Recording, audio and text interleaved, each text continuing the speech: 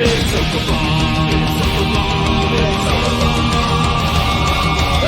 night in with Mauler and the drinker, getting trashed with the web screen thinkers. A cheap night cause I'm feeling kinda thrifty, got a 10-pack of beers and a bottle of whiskey. Hop up the cork, have a glass of wine, I'll still say I'll be fine. Trouble walking in a straight line, but pour me a Pinot Noir. It's open bar with our hosts, Mauler and the critical drinker.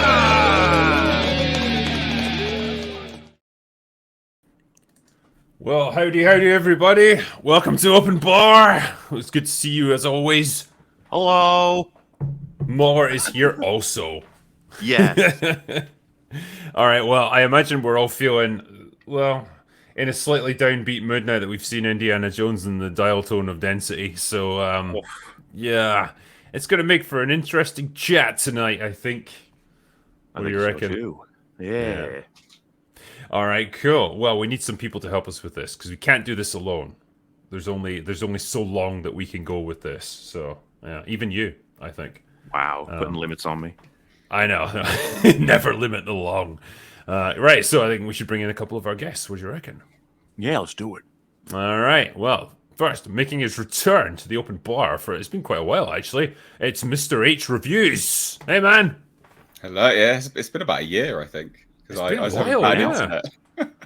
Yeah. I remember that from last time.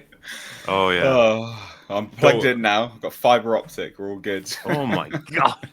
Do not worry. I know all about bad internet, as Mauler can attest. Yeah, well, you know, it happens. We had a stream together where it was literally just my internet cutting out and Mauler eating packets of crisps. That's all people were getting.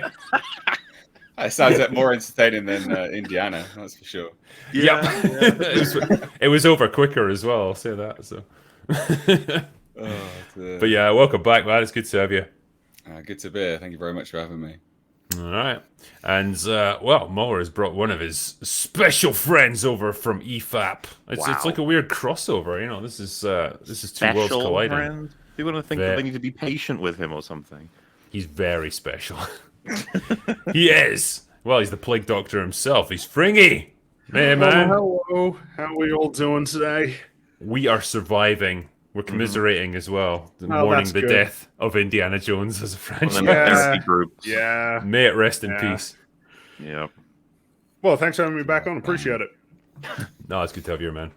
Well, I think we should just launch right into it because everyone's here to, well, hear our opinions on this movie. I call it a movie. It's a collection of scenes that happen.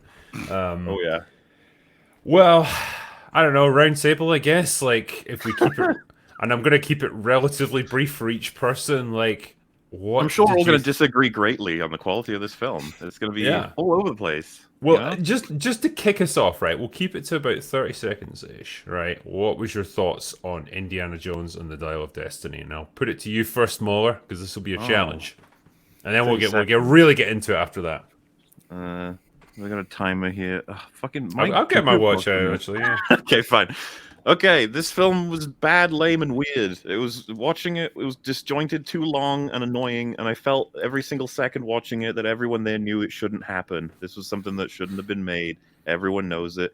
Every scene dragged on way too long. Those are like tonal fuck-ups. There's plenty of people being out of character. The whole mechanics behind almost everything that is supposed to function falls apart, and yet scenes just slammed together. You could tell there's probably 3 different movies in here, and they fucked with it all. Yeah, bad. There you go. That's about it, right? That's close. That was it. That was slick. That was a trim 30 seconds. So well done, Nate. What do you reckon, man? It's an awful film. Awful. It's a meandering mess.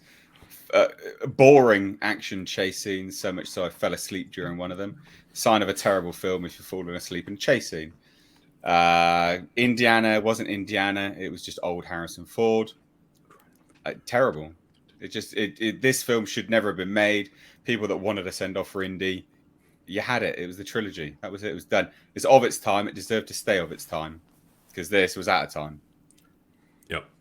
No, perfect. I agree. Fringy, what do you reckon, man?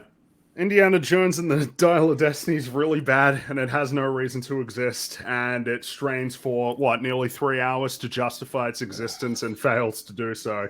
Plenty of standard writing issues, really miserable experience in general. It shouldn't have been made. They rode off into the sunset at the end of The Last Crusade, and that's the end of the story. That's it. I agree. Yeah, All I can really do is echo your guys' thoughts. Like, this is a movie that was made out of sheer obligation and last chance saloon. It's got a feel of like, we have no ideas right now. We're just going to throw together whatever we have. Indy looked bored and out of his depth and felt like a completely different character. The editing was absolutely subhuman. Made no sense whatsoever. Everything felt really clunky and slow and ponderous. It really felt like, especially the ending, you could tell that this had been reshot and chopped up and rewritten like multiple times. It's a mess, an absolute mess of a film. They had no idea what they were doing with this one, and it's probably going to go down as one of the biggest disasters in modern cinema, and deserves to. They didn't slam that theme, did they? Throughout the movie. I guess you'd expect that. Just the da da da da, like again. I got to remind you, it's like, this is Indiana Jones, and you like Indiana Jones. Yeah, I like those other movies that you didn't make. Yeah, I like actual it's like, Indiana Jones. Remember Salah? Remember him? We're going to bring him back for no reason because Jonathan Rhys Davis is still alive, and so we had to use him. Remember Marion? We're going to throw her in right at the end for no reason whatsoever. Yep. Oh, terrible film. You know they would have shoved in more if they could. Oh man, it's just it's a mess. And like, you know what, you can tell when the filmmakers have lost confidence in their own film. You could feel it with something like Justice League, and you can feel it here, where it's just this meandering mess of different ideas. None of it, like, there's no real artistic vision that ties any of it together. It's just this hodgepodge of different concepts and character arcs and ideas that go nowhere. And it suffers from a lot of the same problems that have really plagued a lot of like Disney, Marvel, Lucasfilm productions over the last like however many years. Is that the projects? It's like the project comes before the idea for a story, and so the actual creation of the film is like it's following that. It's like they don't really have like an inspiration for a story, and it like really shows in the stories that they're telling. Yeah. Well, so you're completely right, like, because Kathleen Kennedy has been threatening us with this movie for however long, and then it was when she was. I'll leave when this movie's made. But it wasn't like James Mangold pitched it and was like, "Oh, I've got this really good idea." It was Kathleen Kennedy, James Mangold, "Do you want to make this movie?" And so he was like, "Yeah, I guess. Shit, I need some money. I want to, build a new pool house. I guess. How about this? Maybe. Yeah. Do you want to change something? Yeah, I'll go change it. Whatever. It's made for committee, or made by committee. Yeah. For no one. Literally, who's the audience here? Kathleen Kennedy's the audience. I kid you not. It's like this was tailor made just to please her. They might as well have just showed this in a private screening for her. That's how like self-indulgent this is. The film cost like $300 million, and the projections don't look very good. It's about $350 million easily. Oh, yeah. Plus marketing. Marketing's going to be at least another 150. So I can't the word of mouth on this is going to be hitting the ground straight away. Like nobody's going to care to tell their friends to go see this shit. I mean, I can tell you right now, like, well, I went there on opening night, right, and my movie theater was like a quarter full. Mine was empty. I had 3 other people in mine. Yeah, so mine was like a quarter full on the opening day, so not great. I was actually surprised. I thought I'd see at least a few people, but it was just fucking dead silent in there. I was like, all right then. Awful. And I'd like people weren't happy. You can tell when people are actually enjoying a movie. Well, you can tell, can't you? You can. And they were like, there was like audible annoyance. But like nondescript, but audible annoyance, Lack of laughter as well, which when you compare it to the original films, those films are funny. Like those films are really funny. They got a lot of great jokes. And here, like nobody was laughing. I think maybe a couple of jokes got some laughs out of people. I think that was about it. It's slim pickings in terms of the humor. And like it does try hard to make jokes. It tries so hard. Yeah. Like, you know, when Indy has his big, you know, he has a quite a poignant goodbye with Salah, you know, because that's probably the last time they're going to be on screen together ever. And then it has to be interrupted with like a car almost running Indy Oh over. yeah, that was Whoa. It's like, that one oh, felt come wrong. on, that's straight out of the MCU. Yeah. That's just It's like, just oh, lazy. fuck you. Fucking see a lot Undercut, more in that. undercut every time. Yep. Mhm. It's almost like because you can choose from the buffet of emotions. Someone can remain being like, "Yeah, Indy," and someone else can be like, "That was boring." Oh, that's funny though. Oh, look at that. Ooh. Right, you It's can like, never yeah, we sit. satisfied both of them. Bizarre. You're never They don't- allowed to have they the don't- feeling linger for too long. Yeah, they don't let anything linger. They don't let anything hold. Mhm. You know, nothing stays there. They're not letting the audience actually feel it. Well, you're not going to feel anything with this film anyway. But you could have, maybe a little bit here and there, maybe. You know what I said earlier, right? When I was giving my brief overview of it, right? The best way I can describe the editing of this film is that everything feels clumsy. Everything, like not only like takes go on for too long, but like even if a character has to do something like pick up a gun and point it at someone, instead of like you know, being really quick and efficient and like smooth, they're like clunky and they're trying to pick it up and they're fumbling with it and stuff, and it's always like that every time. And I don't know what the fuck they were going for with this. I don't know why they did it like that. Even like this scene, and this made my fucking brain melt, right? Where Voller, the Nazi scientist, Indy and the others have escaped from his like ambush on a boat, and he's watching them escape into the distance, and like he picks up a pair of binoculars to watch them. That does nothing with it. Right, but even when he has to just pick them up from a shelf and put them on his fucking face, he has to be like, get them on like that, and it's like, why are you doing these kind of takes? Everything looks more difficult than it needs to be, and it all just slows everything down. I don't get it. I don't know what James Mangold was trying to do with this. But that scene that you're talking about perfectly actually highlights your other point, which is that the editing is a joke. So he picks those binoculars up, he's looking at them going away, Yep. scene transition to them messing around on the boat for like a good 10 minutes. And then you get the line on the map. And then it goes back to him. Oh, they're not going west, they're going east. Yeah. You get the classic Indy montage of like traveling long distance, you know, just the line on the map moving across, and then you just get a voiceover from fucking Voller going like, they're not going where we thought they were going. They must be heading towards Sicily instead. Like, is this the best you can do narratively? Is this the best you've got for us? Oh, they've got a Fucking lot of Christ, that. man. God, This movies. is a movie written by children for children. Unbelievable how clunky it is. And yet it's not even PG. It's like 12A.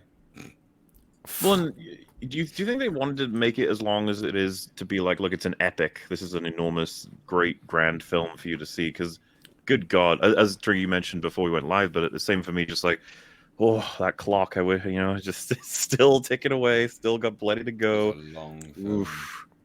Oh yeah, it's easily 30 minutes longer than it needs to be. You could trim out 30 minutes of absolute guff and make this a leaner movie, and you'd lose nothing of value. It's that kind of film, and for a film that is longer than all of the original trilogy, like longer than any of those films, it don't really have more like meat as a story. Like it doesn't have more depth afforded to the characters. No, everything just takes longer to do, and this is the heart of good screenwriting, where you can convey a lot of information really quickly and efficiently, and make it look easy, make it look effortless. That is what the original films were able to do all the fucking time, because they had actual talented people working on them. This is a calamity. This is a film made by idiots, and designed and edited by committee. Massively paper thin as well. Like you've got such good actors. I mean, you've got Mads Mikkelsen, great villain, can be a great villain, criminally underused in this. Yeah, I basically dies off screen. Like what? Voller is the most like boring, like unthreatening antagonist I think in the whole franchise. Like, That's not for a lack of screen time either. Like he's on screen a lot, but like yeah, you know when you get a guy like that, right? And like particularly when it's portrayed by an actor like him, you're always expecting him to do something awesome, right? You're always Pull expecting something out like of the bag. yeah, he's like super restrained and really cool and intellectual, but like when the chips are down, he's going to do something really brutal and murder someone or whatever. And it just never happens. He's just a complete nothing burger of a character. Well, so that's perfect, right? You're completely right. Those self-assured, restrained villains always do something great, and they're always lithe. They're always a bit thin, a bit lanky, and you always think to yourself before they do something epic, you go, "Why are these people following them?" That's why they're following this guy, because he can do that, and he has that strength of conviction. He's a murderous psycho. This guy, nothing. Why were the people following him?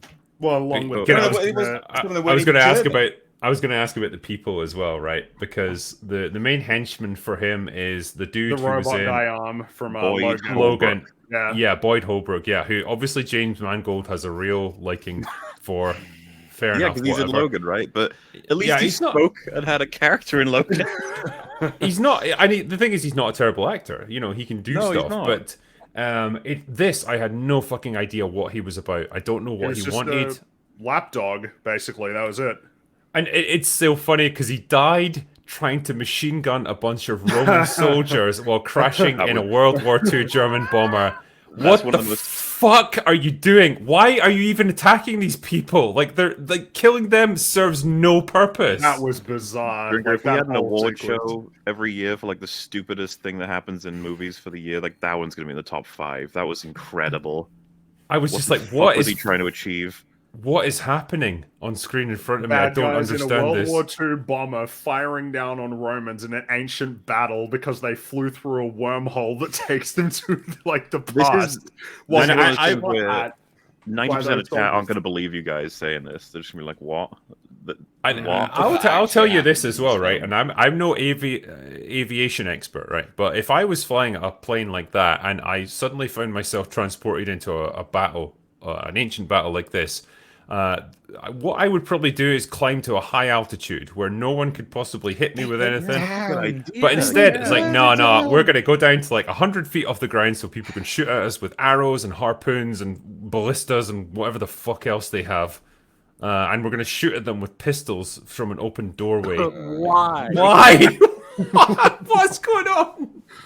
Why any of that? Especially when his only goal is to go back through the portal. That's his only goal. He has to go back, really low down. It's like, okay.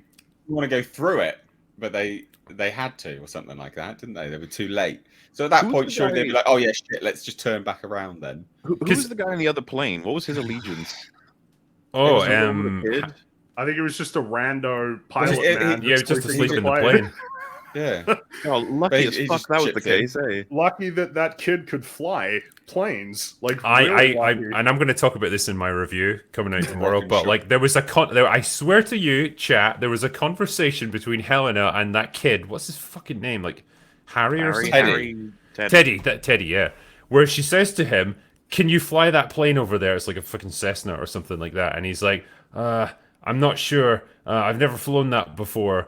And then she says to him, "You've never flown any plane before. Why the fuck did you ask him if he could fly that plane then?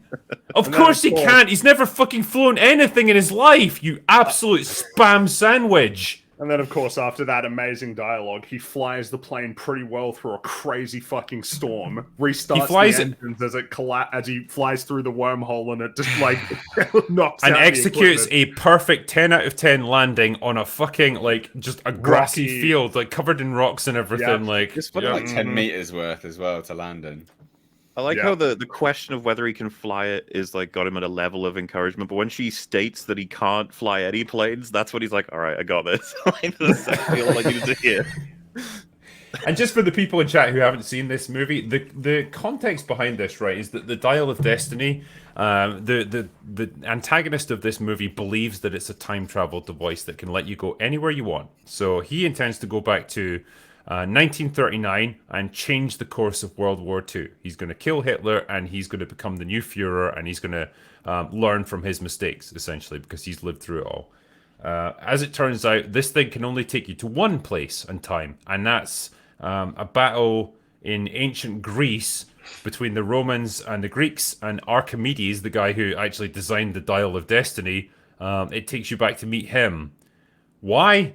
Don't fucking know. Like he designed this thing so that someone might come back and help him. Maybe. So it's a closed loop paradox. But I don't know if it even is. Like no, it's not. But they set it up to do that. But they also right. The more Archimedes just kind of goes with it and pretends that he knew this was going to happen the whole time. He totally didn't. So he takes Voller's watch, right? He steals that because we see that in the future because it's in his tomb. It's on his wrist in his grave. And he uses the watch to finish the Dial of Destiny. Now, that closed loop sort of works to some degree. That's sort of Terminator-esque. That's that sort of closed loop thing. But it's the dialogue to Indiana that doesn't make any sense and makes it this sort of infinite, open, broad paradox where time has literally no meaning now. Because he says, yeah, you were always meant to be here, right now, at this point.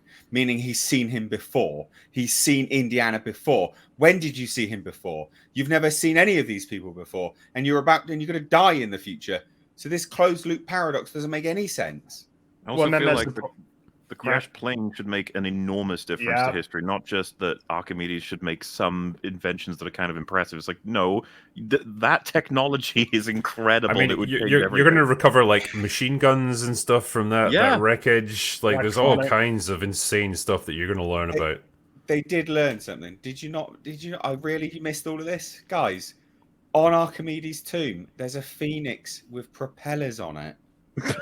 Yeah, that's what they took from it, guys. Come on. In chat is like for you guys who haven't seen it, the Romans and the Greeks, they spot this World War II bomber flying around, and their first reaction is dragon. We have to kill it.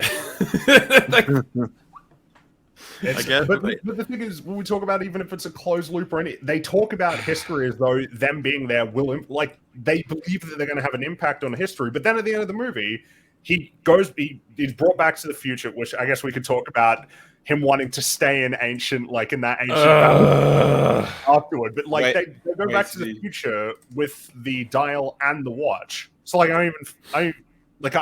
I don't even know what I'm supposed to think anymore in terms. I mean, well, you do get a little throwaway line from Phoebe Waller-Bridge saying like, no, he can't have this completed Dial of Destiny. He has to build his own one. He took the watch. He took the watch.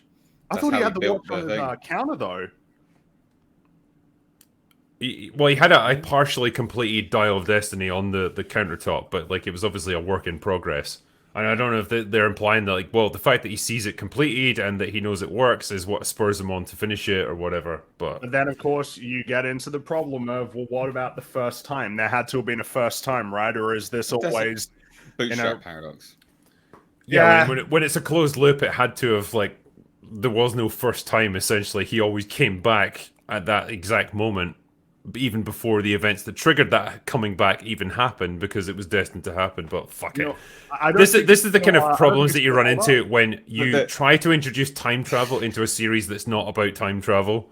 Mm-hmm. And you haven't thought about it, and you probably wrote it whilst heavily drunk. I fucking hate this as well, right? Because the actual proper Indiana Jones movies were supposed to be about different religions. You had the Ark of the Covenant, that was about Judaism. You had Temple of Doom, that was about Hinduism, and then you had Last Crusade, that was Christianity. Okay, each of them dealt with a different religion and like the tenets of that and stuff, the iconography and the artifacts that were associated with it. Then when you get into this modern era, they started doing the fucking Crystal Skull, and suddenly it became about space aliens and interdimensional bullshit, and now we're into like time travel. That's not what it's supposed to be about. And it just makes it a bit harder as well, because you can always, like, when you've got stuff like the Ark or the Holy Grail, like, there's a lot more of you can lean more into the magic and, like, the mystery that surrounds that compared to more concrete sort of answers for how things need to be working with more overtly science fiction elements. Like, I don't want hard science in an Indiana Jones movie. Well, it's not even that. Remember, this Indiana, he's seen the Ark of the Covenant, he's seen the Holy Grail, he's seen voodoo magic, hearts being ripped out of bodies, but guys, he doesn't believe in fantastical stuff. Yeah, that becomes hard to sell after a while, doesn't it? Mate. It's like my mind would be pretty open after seeing the Ark of the Covenant opened right in front of me. Well, it feels weird, right? Because he was told to destroy the half of the dial. If he did, this whole film wouldn't have happened, and he didn't because presumably he didn't believe it actually represented a threat at all. Even though he has I've seen absolutely Aliens. no reason to think It's otherwise. just- Yeah, he's seen There's 4 Aliens. different movies where crazy bullshit has happened. It's just like I don't know. Trash. I'm gonna bring Trash. Disparu into this absolute madness that we're talking about right now. I'm really glad I didn't wear my Top Gun t-shirt tonight, by the way. Yeah, I've not seen the movie, but everything I've heard about it is awful. We'll try and explain it to you as we go. Drink Well, a drop. one thing drop is the that- Sound like Roman we're thing making on it him. up as well. It is the thing of someone said, I think it was Shad said, if he wasn't in the movie, then literally nothing would have happened in this. In fact, the only thing he does is help the villains, like complete their plan, except they ignore him and so fail. But if they'd followed his advice, it would have succeeded. No. Well, if they Well- followed his advice, it wouldn't have changed it because, like, fundamentally, the thing that Closed loop.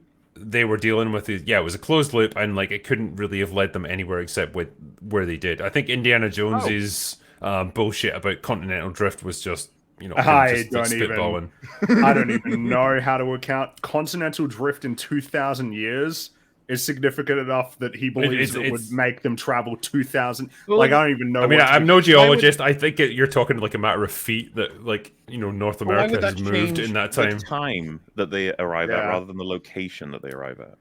I don't know. Like that's Okay. that's emblematic of what this film is, though. It's a bunch of ideas just thrown in, and they had no idea if any of them tied up together because probably it's like 5 different movies, 5 different variations of the script. Yeah. It's like screw it, like none of it has to make sense because we don't even know what we're doing at this point. This movie has got such a palpable air of like desperation about it, like you can sense it. Oh, yeah. Drop the Roman thing on Disbrew. I want to see his face. Like, Which I've heard aspect of it bits, do you want me but to I don't do? know what you mean. Just in a sentence, summarize Oh, that scenario. Okay, especially so with the catapult. Okay, so yeah, the finale of the movie basically involves the bad guy wants to go back to Germany in the 1930s to change the course of World War II, but it all goes a bit wrong, and they get transported back to an ancient battle between the Greeks and the Romans, like 2,000 years ago. So they're flying along in a World War II bomber. You might think like we should probably just like get up high and avoid all this stuff that's going on just down below us. Or just fly back where we came from. No, instead they go down to about 100 feet across the surface of the ground, and they get fired at by like, ballistas and arrows and stuff, which start peppering the aircraft, damaging the engines, killing people and stuff. And ultimately the plane crashes, and the bad guys go down while trying to machine gun a bunch of Roman soldiers that are on the ground that have literally no fucking clue who they are and are not interested in them in the slightest. You've almost made it sound slightly better by accident. There's a moment where they open up the aircraft and are shooting their pistols like 200 feet away from Romans, just random Romans across the entire battlefield. It's actually the This most is I hate dumbest you shit. in particular. The main henchman dies while screaming "Die Schweinehunde!" Like I don't know what to say. I just like the other main idea. henchman. The other main henchman dies being bloody handcuffed underwater by a child. Yep, by a Yep. child. Moroccan short round. I just like the idea that they come up with a complex plan to like solve whatever issue they had in history, and then they travel further back in time, and you're like, you step on a butterfly, you change the future. Like, we don't care. We're just going to annihilate a load of Romans. I have no idea how it's going to affect the future. Yep. With just all of you. Any one of those people that you machine gun could be like your ancestors or whatever. Like Yeah. you've no idea. Yeah, it's Well, insanity. interesting, Oh, and by the way, Indiana Jones gets shot about an hour before the climax of the movie, The and film Yeah, totally I- forgets about it. for a straight while. through his fucking chest, by the way, and like he Yep. seems to be dying, but then sometimes That's he's a not, long and movie. sometimes he can just like fight like a normal person again. And then right at the end, he's like, "Yeah, I just want to stay here and die because I'm old and I'm a character in a Lucasfilm movie."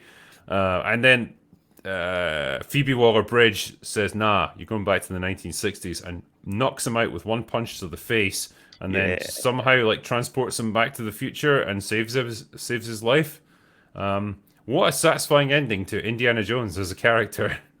Yeah, don't even- I want it dispelled if ever it's brought up. If someone said like he clearly wanted to stay and be a part of history because history's so fascinating, it's like if you watch the movie, it's very clear he just wants to die. It's not really about choosing to live in that era. It's that he explicitly says, like, what is the point of me even being alive? Who needs me anymore? And I think that Mangold was trying to make a film that argues, no, Indiana Jones is still important to our world. We still need him. That sort of thing. It's like, yeah, but you made him suicidal to get there. So thanks.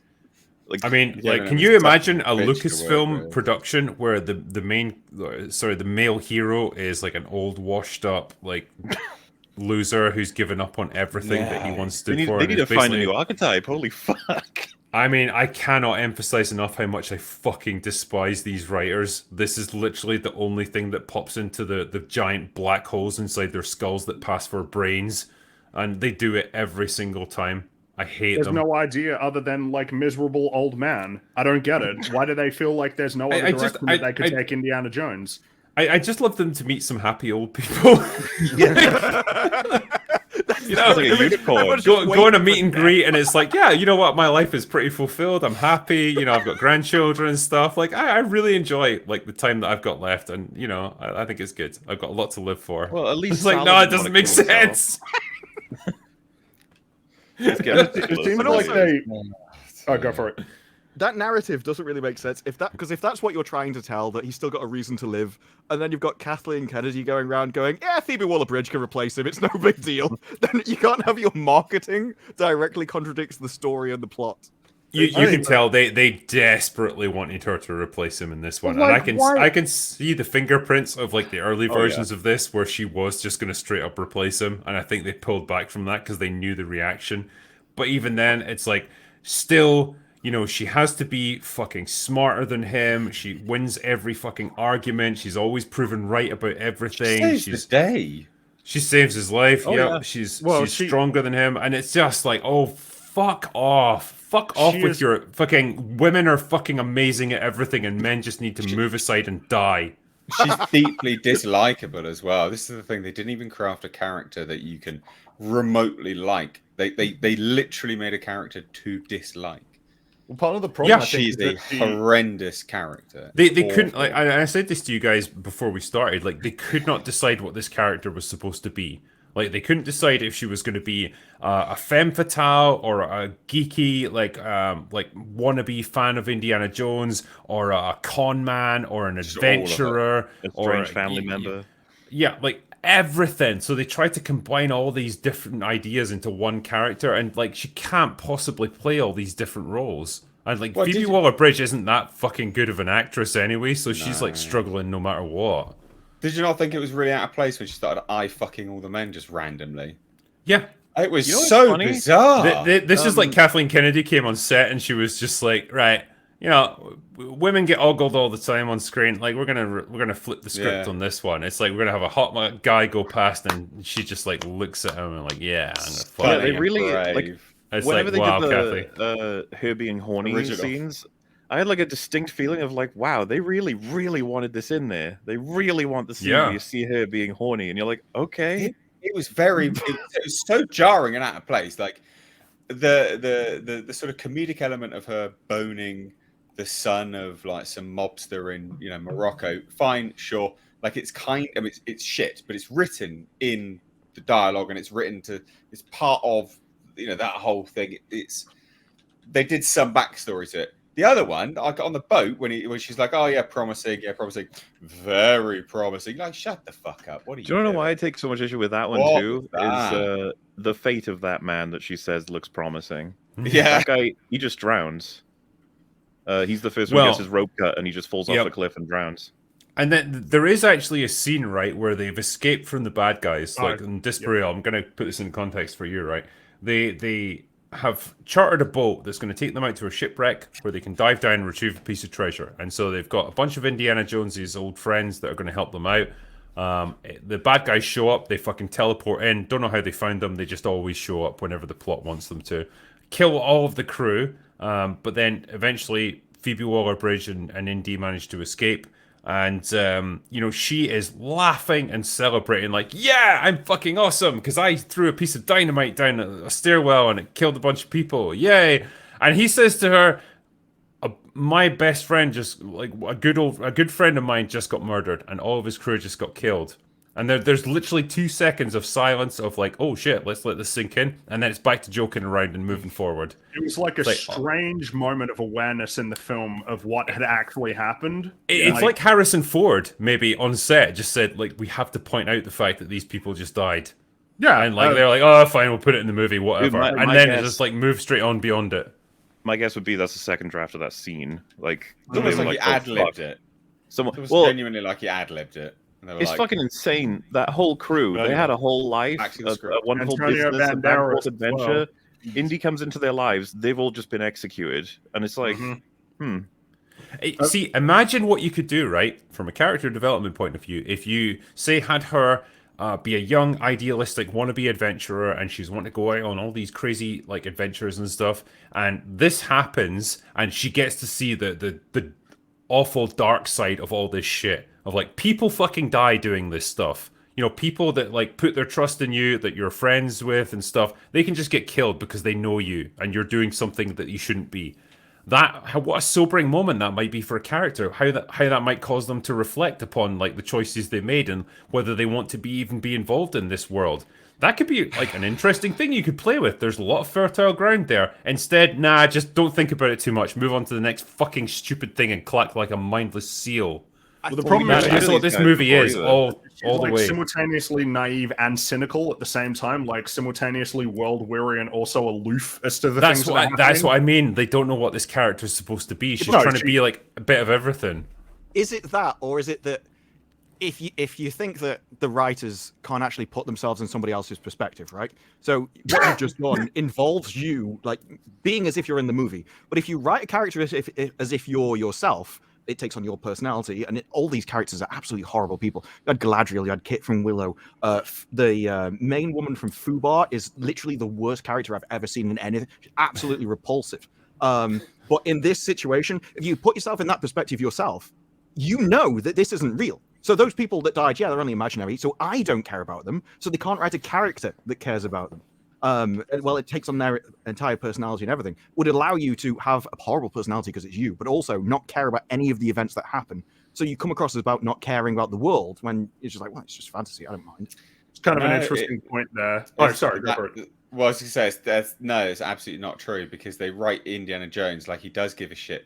Like his colleagues die, and you can see touching moments where he walks up to their dead bodies. It's simply because Lucasfilm cannot and will never write a woman that has to go through a character arc.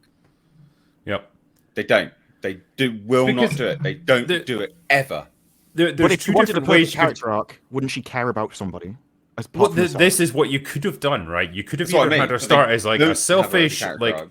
you could have had her start out as a selfish mercenary type who's just out for herself, and gradually she learns the value of self-sacrifice and caring about other people and stuff, and she maybe ultimately is willing to risk her life for other people. That's a character arc. You could have had her start out as like a bookish nerd who's just like enamored with the idea of going on adventures and stuff and learns the darker side of it, but ultimately steps up and becomes like a more heroic character through adversity. Again, that's a character arc. Instead, they mash together all these fucking conflicting ideas and none of them actually work together, and you've just got this weird patchwork quilt of a character who doesn't really have any defined personality. She's a different person in every scene.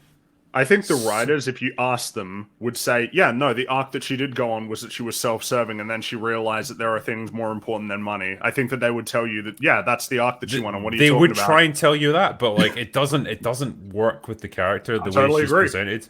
Yeah, I think You know I think a big problem with her is like she's the biggest source, I would say, of like the tonal dissonance, and part of it feels like she's always performing for the audience and not like a character who exists in this world and in this story. Yeah. Even those she knows the camera's on smiles her. to herself. Yeah, even those smiles is very performative, you know, like but that's down to bad direction as well. Like when she walks and sees Indiana, like a smirk on her face, you're like, wipe that smile off your face. What you Was it just doing? me, or is it nuts that she tells her story about how when the kid was young or whatever, that he tried to pickpocket her and then they eventually started working together?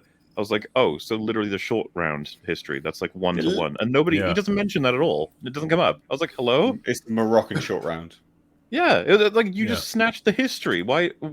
I thought for a second there that they were obviously doing it to like set up Indy to be like, oh, I used to know a kid like that, and then have a throwaway line about how well he's doing or how he's suicidal as well. Fuck it. But I was very confused as to why they just copy and pasted Go one that better. history. He has killed himself.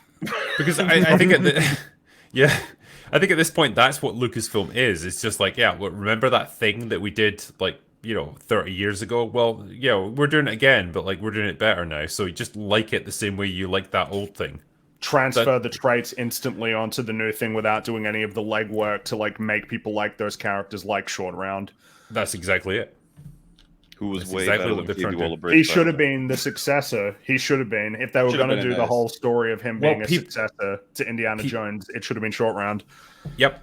People have pointed this out. It's like that actor has had a real resurgence like in recent years. It's like, bring him in. Imagine the chemistry between those two. Imagine what you could have done with them. And to be a little bit more detailed about it, it's not just because he was in one of the classic of the three. It's if you watch that movie, there's a lot of shots and details in the development about how Indy's like a dad to him, and he's learned a lot from Indy. The parallel shot when they're fighting, when Indy is fighting the mini boss guy, before he gets crushed, and then Short Round's fighting the hypnotized kid. Like they do the shot where they're both essentially mirroring each other's actions. It's so obvious. Obviously, Indy has his hat, and Short Round has his cap. And it's Short Round even has his own theme. He does. His own musical cue that they replay over and over and over again. Like, come on. It was all right there. It was right there. Yeah. I think you approach it from two different sides, because you're approaching it from like what makes sense in the story and what the fans would want, and they approach it from what do we want now? How can we force it on them and convince them that they like it? Yeah. And so they really want Phoebe Waller-Bridge to happen. Yes, and so they don't see marketing as the way. They don't She's see not marketing as a way to show you because that we're giving you what's entertaining. They see it as because a way to this movie is her first mainstream exposure to American audiences. I think like most of them are vaguely aware of who she is, perhaps, but this is the first time she's been front and center in a major movie like this. And Americans all think we love her. Yeah, we thanks. Yeah. But like this is going to go down as one of the biggest box office catastrophes in modern cinema, and so like this could kill her career in America before it's even started.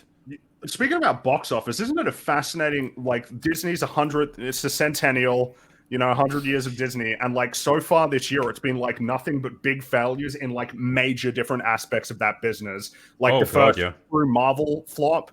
Little Mermaid's not doing it's barely going to break even by the looks of things. Little Mermaid's not going to make money. That's going to lose Pixar money for sure. Is like with Elemental, that film was it the worst opening for a Pixar film ever, Yep. except for Toy Story, which came out like 30 years ago. Have you guys seen loads of posts on Twitter making fun of Elemental with clips? I've just seen loads of random clips about how awful the film is. I was like, oh god, it's not just that it's not doing well; it's also bad.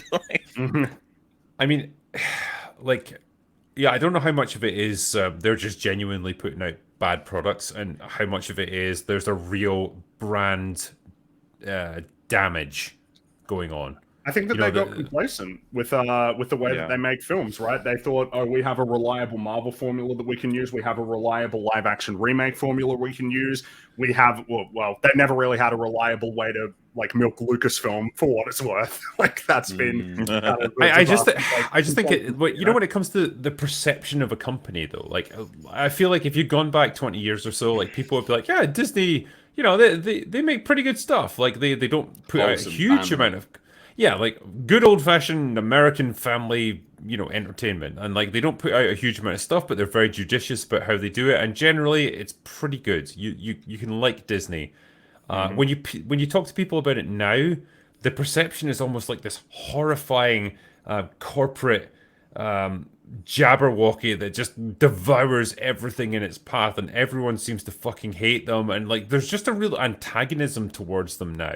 Like there's a real negative perception of that brand, and I don't know. South Park did really well with that in terms of perpetuating that, because when they started buying up, major properties. That's when people were like, "Hold on a minute, what's going on here?" Disney is buying other things, like they bought Lucasfilm, and there was a time when people saw that as a good thing. I remember there was a vibe of like Disney will save Star Wars. Yeah. That was a thing.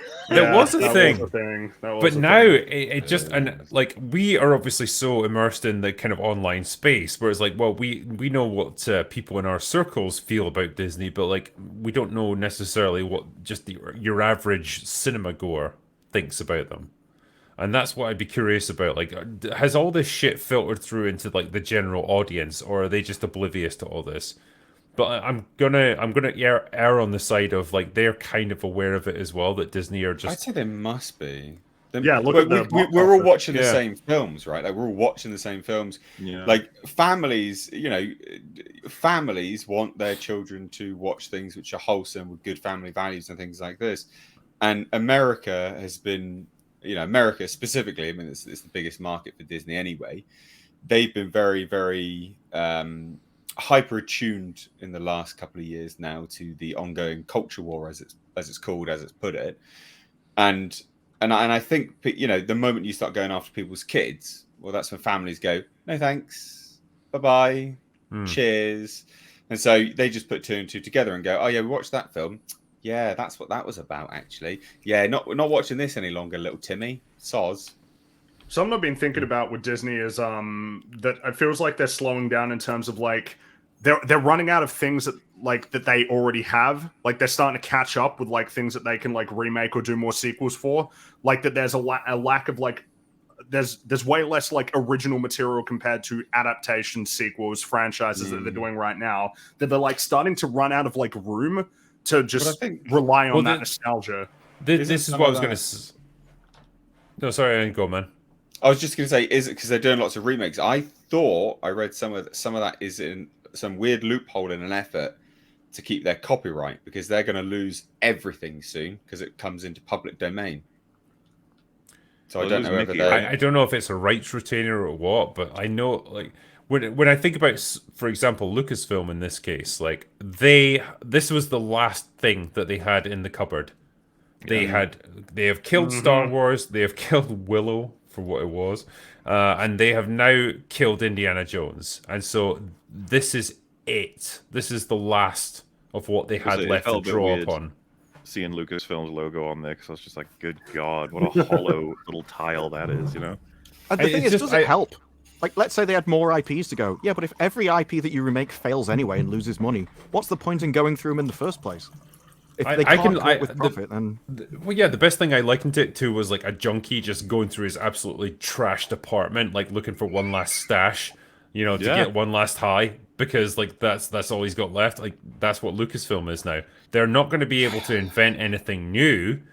Like they would never be able at this point to come up with a new IP or a new franchise that they could start like that would be as popular as Star Wars or as popular as Indiana Jones. Dude, they wouldn't know where to begin. They'd be like, superhero, I guess? So all they are is a fucking parasite just sucking the lifeblood out of like whatever franchises they inherited. And when they have died, when they've used up all of that, they're a dead company. They've got nothing left to produce. They might as well just be a merchandising house at this point. That's literally all they do. Just license stuff out to other companies. Do you want to make a game for us based on this IP?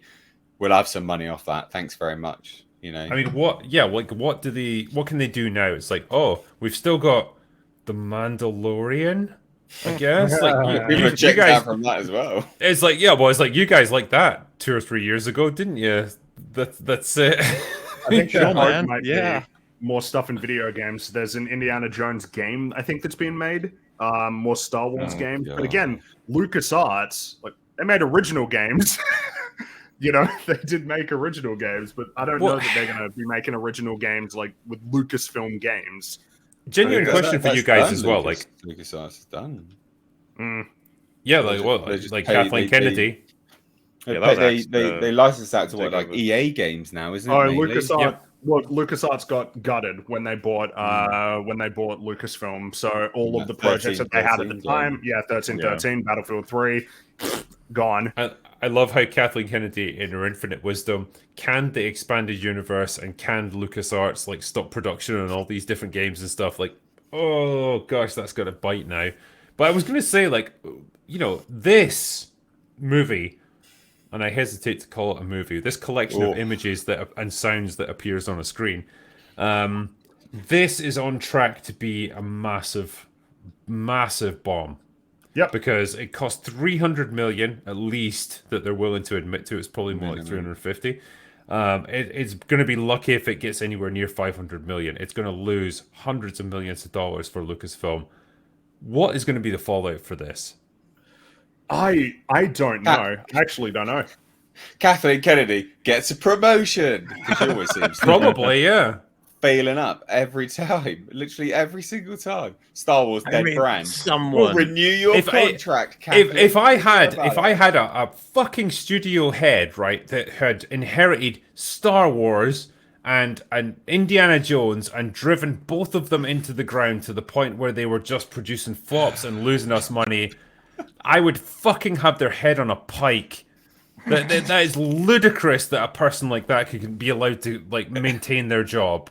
It's unreal, Ludicrous. isn't it? Star Wars films are no longer guaranteed to make money. Star Wars TV shows aren't guaranteed to have an audience. They are going to produce a Rey Star Wars sequel movie. Fucking wise good decision. luck with that, boys and girls, because that is going to fucking die on its arse. You can Of summarize course her it is. entire tenure at this point as turning off the money printers. That's what she's done. It's I insane. think she's saving electricity, turning them off. That's bizarre. Because yeah, she bidded Willow as well. Not that like that's anywhere near as significant as the other two, but I mean, Jesus, Well, I mean, Everything. They had nothing else, did they? What the They don't fuck have did they anything actually else. have? It's like a football player being given an open goal and like falling over and then shitting their pants in front of like 100,000 people. Like that's what they've done with this. And then You- standing up and being and then given a promotes trophy. himself. Yeah, becoming a manager after. You're hired. What? Like, okay. Sake.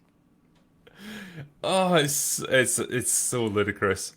It's infuriating. That doesn't make any sense. Well, This is one of those moments where you genuinely go, what does she actually have on someone? Because from a business standpoint, it doesn't make any sense. That's absolutely, of course, it's cause to bin someone off.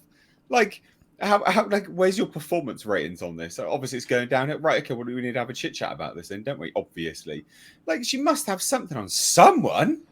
Because it doesn't I make think any it's- sense otherwise. I think if you've really been common. if you've been a woman in Hollywood for 40 years, like you must know where some bodies are buried. Well, know, she you- got Leslie Headland working for her, the assistant of old Weinstein. So yeah, I'm sure The Acolyte is going to be a massive success story. oh, I'm that's sure gonna be it is. amazing. Can't wait. If that ever comes out, because I am genuinely doubtful at this point. Like I'm hearing all kinds of weird rumors that like they've only shot like enough for short films, or like the production's in big trouble. It's massively overspent. It's a mess. But they I were don't know, sued. man. They were being sued by one of the showrunners that started on it. Yep. I said, taking him to court. Like, sorry, you fired me, but you didn't pay me? No. Let's take you to court. They do this all the time. They just fire people without paying them. This is Disney celebrating 100 years. Oh, well done. Good That's job. the best part. 100 years celebration, and it's literally burning. I just think like Walt Disney must be turning in his grave when he sees what has become of his company. George Lucas, if he was dead, would be turning in his grave, seeing He's what has just turning become. in general. He's just he's spinning with rage. But like seeing what has become of Lucasfilm, he must have thought that 4 or 5 billion that I sold it for was not worth it, man. It couldn't have Well, been I worth mean- What it. is that name worth anymore? Lucasfilm. When you see that logo pop up on screen, it's just you know. I think you could probably buy it back for under $1 billion at this point in terms of what the brand is worth. Well, I mean, yeah. Now that Easily. They haven't Star given up Wars yet, Drinker. and They're giving us a Indiana Rey Jones. movie, oh, and yeah. the first ever Jedi movie, and the Mandoverse movie. Oh, and that's Yeah. wait, that's a because James Mangold's going to be doing that. Jet, is he going to get that movie now? Do you think? Ooh, it's up in the air, isn't it? Because I think so. we all know how this works. You can get quietly put away after. This enough time. always happens with Disney. How many films have they announced that never happen anyway? And this Well, happens Squadron. regularly. How's that trilogy coming along, Ryan? That's See, never if we happening. had betting numbers, like the first Jedi or whatever film out of the 3, that's the one I think that's in most danger of not happening. The Rey one, Yes. I feel like will happen, unfortunately. Mando will happen. That's The a Mando done movie deal. will happen. for sure. Mando's the only thing they have left, even though I And don't even even think that counts. Yeah, nobody What likes is the- it anymore.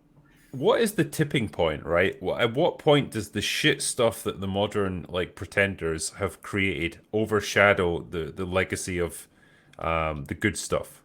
So in terms of Star Wars, like if you pollute the brand with enough garbage, at what point does that garbage overshadow the good stuff that people used to love? Hasn't it? I feel That's like what it's where Well, I think we're well on the way now because it's like they've cottoned on. Sorry, they've co-opted every sort of era of Star Wars now. They've got some show or some shitty spin-off thing or some movie that covers that era of Star Wars to the point now where it's like anyone who comes into this now from the younger generation and just wants to learn about Star Wars and wants to get into it, this is what they'll see. They won't see the OT, the stuff that was actually good, because it's been buried under this enormous Mount Everest of shit in the process. Yeah, I I think wonder. Oh, go for it. I was just gonna say that there may have been a time where people would have said like, "Oh, you watch these three, don't watch those later three or these TV shows, blah blah." But I think it's actually gone to a point where it's like, this is a franchise that once had a thing about it that was okay, and it's all the way over here, and it's enough crap to the point we probably are like looking at it all just like, oh fuck, is it worth it? Jesus.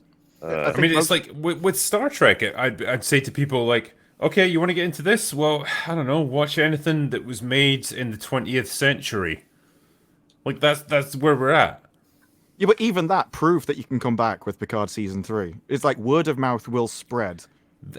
I mean, that was good, but then it's like that's not going to turn things around because then they follow it up with more Yes. garbage with Well, Strange exactly. New Worlds and I think people go on past patterns, so they remember the last few things, and you'll have different people coming in different sections. So some people, if you start fresh with a new series and new actors, will try it. They're like your first people, and then their word of mouth spreads. And if you keep repeating that, you can win your reputation back.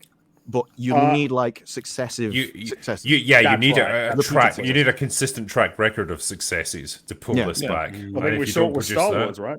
Like Obi-Wan Kenobi. I think that was one that everybody, well, let's say everybody, a lot of people were quite excited for. And then that was a massive disappointment. I think everybody's come to accept that at this point. And then that reflected in Andor, which is a much, much better show. But people didn't watch it because people were burnt out and done. And it's like you need a lot more good stuff to get those people back. One thing, it's not going to be momentum, enough right? for a lot of people. Exactly. And So, even if Kenobi momentum didn't goes have both ways. momentum, because of like Ewan McGregor, it had a big name to attract people. So it had something that would pull in new people despite that. And most of Disney stuff just don't have that. Well, there's no hype for any Disney stuff. I mean, Secret Invasion's come out again, going off from Lucasfilm a little bit, but Disney in general. Secret Invasion's come out, lowest rated, and no one's watching it anyway. Oh shit, there's another episode of that out, isn't there? We got to see Yeah. that. Right? I am never going It's what I mean, like, It's worse. I can Oh, confidently yeah. say I'm never going to watch Secret Invasion. It's I so just funny, don't though, care like, now. What a It's piss such an take. obligation. It's not watching Yeah. TV at all. It's keeping up to date. It's like the Marvel newspaper. What have they done next? Oh, there's a car Yeah. crash. It's like, oh well, In what there you new go. way have they broken this universe? Well, Disparu, you're pretty much up to date with Secret Invasion. What's it been like? The first episode, they destroyed, they clearly hated Fury, and the episode was boring. But you're kind of like, okay, this is just kind of bad mid at best. The second episode is actively malicious. Not only Oh, do they shit. hate Fury, Fury hates himself. He seems to hate everyone around him, and the writers literally want the world to be destroyed. I'm not even exact. The entire episode is, well, yes, I do want to cause the apocalypse, but you broke a promise, so that's fine. And for a show which described this as a moral grey area where there are no villains, wiping out all of humanity should have a better reason than you broke a promise to me. And he's like, well, you promised me a planet. You Wait, haven't is that given the me a planet. Skrulls plan? Yes. They want to Literally blow kill- up. So they actually They do want to just cause a end nuclear humanity. winter that wipes out all of humanity, but they're not not me. radiation, and so they survive. And Oh, they'll fucking take dumb over the shit, planet. man. Yeah. Yeah, because there's no Yeah. infrastructure on Earth that you'd like to take advantage of as Skrulls or anything. Well, infrastructure. These are nuclear power stations which are off the grid, so anything's possible. What I'm Well, suggesting also, is that they're going to they're- wipe out everything they could take advantage of. Okay, that makes sense. Their opening episode was stupid anyway, for the simple fact that people were like, well, where are we going to find them? Where's their secret base? Just get Geiger counter, mate. Like they're living in a fucking radioactive wasteland. Just No, remember they don't know where any of the discontinued power plants are. Nobody knows. no, of course, yeah. Sorry, I forgot about that. Yeah. Nobody knows. You know those. You know, You know I mean, those you just tiny- have a Geiger counter walking around, but like, oh, you're a scroll, mate. Oh, I think it's kind of like Beep, beep, beep, remarkable yeah. how much damage Captain Marvel actually ended up doing to Nick Fury, where they've had to like completely rework his history to be oriented around the Skrulls. Like where'd that come from? I just Nobody hate gave a everything. shit. I hate everything this fucking franchise has become. They It's stitch so up everyone in shit. this, though. They stitch up Captain Marvel, going, "Well, she promised as well to give you a planet. She never did, but apparently she did did in they? this." And then the Skrulls say they've gone out and searched the universe for a planet, can't find one. Oh, because fuck everybody off. I was hates gonna them. find one then. And I'm like, There's like 100 What have you been doing? billion Loads planets. of them. There's 100 We've seen billion them in planets Guardians this of the Galaxy. Yeah, they're all over the place. well, And there's because a it's the million on MCU, Earth. most of them are inhabitable. Yeah. You know those tiny little bombs from the first episode? They apparently killed 2,000 people, and when they dig through the building, they'll find another 4,000 in among the rubble. Tiny little explosions. Jeez. Jeez, There's damn. basically nothing there. Yeah, we saw It's most of the people underwhelming run away. end. What? Yeah, nothing went. Fury goes on multiple racist rants throughout the entire thing. He starts talking about how he's been held back, and he's going to I can't remember his name, the other Iron Man guy. Oh, righty. War Oh, Machine? everybody, yeah. Yeah. War Machine. Yeah, he says, you know, people like us, we've been held back our entire lives, and we've had to wrestle power from mediocre men. And now you owe me because we're the same. And I'm like, what are you doing? He said we're the same? Yeah, and the other guy. It's like they're employing their fucking black monolithic like mind, their hive minds to just Literally. be the same. people that look Oh. like us. And in his defense, the other guy does go, "We didn't wrestle power back from mediocre men that didn't look like us to hand it to a mediocre man that does." Talking about Fury, so at least someone gave him a kick. It's funny because you know they'll never mention mediocre women. It's always mediocre men, Oh, guaranteed.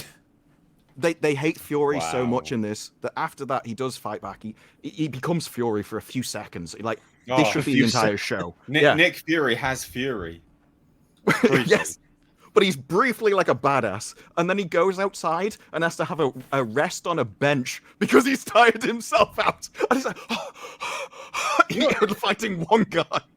It is amazing though, because like, yeah, nobody's talking about this fucking show except us right now, out of curiosity. Like, this is- Well, I think that AI intro really, like it kind of Oh, doomed that yeah. show before it even started. Oh, it's so long and boring. It pissed off the fucking internet. They were like, "How dare you use AI?" Pissed off the people working on it. Apparently, did you hear that? People I didn't working on know it were pissed off. Yeah, They're working I've on the heard a couple show. of things at this point. Because one thing that happened, I think, is the showrunner put out either a tweet or an article or whatever, talking about how he was really excited and happy with putting prompts in and getting these results and do it. And I was like, oh, you shouldn't have fucking said that before seeing what people thought. Because obviously now that's being used as like, you motherfucker, you just threw it into prompts. You didn't get people to do it for. Because this is the baffling thing, right? The defense, as many of you may know, is that, well, it's supposed to look like that because it's like a play on how Skrulls are approximating humans, and in a way, it's like AI approximating human, blah, blah, blah. So it's cool to it's like, yeah, but you can get an artist to draw those things. Yeah, exactly. You don't need to do it through fucking Mid-Journey. Are you not paying attention to how everyone's pissed off with AI art right now? Why would you poke the bear? What's the point? That's why the WGA strikes happen. For goodness' sake, like, what do you? Yeah, But one I of mean, the even- requirements is no AI scripts or whatever, right? It's Too late I mean, for it's that. super. I just don't Bizarre. understand what the fuck is going on at Disney. Why do they want to lose? They don't want money. Well, and I mean, it's not because you mention it. It's low rated, isn't it? Like almost the lowest rated Disney Plus Marvel show. It is the lowest, I think. I'm Or pretty was sure- I Miss read Marvel somewhere that it lower was. than that though? Miss No, Marvel. no, is I the- think it's lower now. I think Wow. the segregation is lower now. I think. I'm fairly certain I've read it, but So they have to be pretty nervous. I can imagine. I mean, what have they got coming up in terms of Disney Plus shows on Marvel? Loki season Agatha. 2. Oh, yeah. that's gonna fucking crater. I hated Loki season Oh one. yeah, Loki was Have you awful. heard Loki was a plot fucking summary? disaster. I've not The heard the plot's- plot summary. The plot summary is literally Loki goes around looking for whatever her name is. That's Sylvie. Sylvie. Female Loki. literally just goes around the universe looking for her. Oh, good. That sounds fucking great. Oh, right. Exactly. Best foot Ahsoka's forward. coming out next, right? That's the next one in Yeah, the there you slug go. pile. The sludge pile. Is Agatha Harkness still happening? Is that a thing? Yes, Apparently, yeah, I think I Aubrey think they Plaza wrapped came filming. out and said something. That's happening. Yeah. If someone I had say to pick elevated things to thing? cut, that would be fucking Oh, and totally Echo, stunning. Echo as Echo. well. Echo's got to still- go, yeah. I think And, Echo's in trouble actually. Like but that's had a lot of problems behind the scenes. Oh, they can't. They can't They ban that, finished mate. filming, right? That's they got a deaf person working on it, so they can't. Yeah, ban that. well, they won't get that fuck 'em. sweet. And she's ESP only got like money. one leg or something, hasn't she? So yeah. Oh no. Oh well, look, you know, double disability. I Well, then they guess. definitely can't cancel it now. It's like Oh, God and just had it in Ironheart, for her. right? That's the other one. Ironheart, is that still Yeah. happening too? I think so. Yeah, I think a lot of these projects have wrapped filming. Isn't it? I love how like our reaction is pretty much like, is Ironheart still happening? Yeah. Who gives a fuck? Like, And then maybe. at some point they're gonna bring out the fucking Daredevil TV show and everyone will cry. That's all. Yeah, that's gonna happen I'm with not that. looking forward to that. I'm super duper worried about that one. That one That's makes just me nervous. weird, though. But, like, yeah, it's not the same Daredevil as before, but you're using the same actor, which will just confuse everybody who's not paying attention in the first place. Yeah. It's this No, it's gonna be- it's this kind of quasi like we're gonna sort of vaguely acknowledge what happened in the TV show, but like we're It not can't- really gonna tie to it. Is this unprecedented? Because they can't actually join continuities. They're recasting a bunch of characters and they're resetting I think storylines. they So are, and yeah, they have those problems. at And that then point- there's the have we done this before, where we've had like two separate TV shows that are the same characters, same actors, but different storylines? It's just like, what the fuck is happening? I think it's just they want the Is this best. going to be the of both Daredevil worlds. from She-Hulk? Is that the same universe? well, that has to Yeah. be canon. Yeah, because it's MCU. Yeah, it's going to be canon to that. Yeah. I think it's what was mentioned that they're gonna be like, oh, maybe the show was canon, maybe it wasn't, but we're never going to address anything directly from the show that people liked. Can't wait for that. That's I'm- gonna be epic. I'm It's so like a nervous weekly about that. One. cock tease. Yeah. Are they doing I'm really not. Are they doing a looking Moon Knight season 2 as well? Is that on the I cards? feel like that was something that was, but I mean, who even knows at this point? Like, what's actually Just happening on that front? spam them. One of them will work. Loads of It's just make it stop. They're just running into that problem with these new shows as well, though, that they've had the old legacy characters that people like that are dead and gone, and they have not done a good job of replacing those characters. No, You're and not it's crazy to excited think for that- Ironheart to replace Robert Downey Jr. Like, oh, Fury is supposed to be one of those fucking characters, but he's like weary and thin and suicidal, probably. Does that sound familiar, anybody? Either they've forgotten or they didn't give a shit about the prior stories that were told with him. There was a line Oh, in this, no, you know, she died at the end of the first episode. There was her funeral in this, and her mother comes up to him and goes, I can't believe that you were the cause of her death. It's all your fault. Doesn't even talk about the scroll that killed him. And then she's like, and I can't believe you did it. You let her down. She believed in you. I'm like, did you? Okay. Episode 1, she's literally telling me he's useless, a waste of space, and should just leave. And I didn't believe in him at all.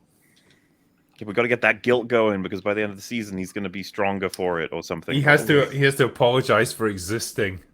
He runs got to 50 go meters down. to get out of breath. He's got to go on the Picard apology tour. Jesus. I hate what this is. But hey, on the good side wank. of things, yeah, everything's great in the world of DC because they have recast Superman and Lois Lane. They found their new actors and like, well, I don't know about you. I'm pretty excited about this. Well, it seems people are happy with the choices from what I've gathered. I mean, amazingly, they're white. So yeah, I mean, that's that actually was- genuinely impressive. I like how that's like the majority of the conversation throughout the fucking internet is what race they are. It's like, well, are they good actors? Like, yeah, as far as I know, Rachel Brosnan is. I don't know the other one. well, Yeah, I don't- I'll bring it up. So we've got, we have David Corrin Sweat and Rachel Brosnan to play Clark Kent and Lois Lane in the DC Studios film. So they're going to be your new Superman and Lois. And, well, I mean, he kind of just looks like a sort of younger, blander version of Henry Cavill, I guess. Pretty I much. did like well. the announcement. Everyone chose the pictures of that made him look as much like Henry Cavill as possible. Yeah, and I was...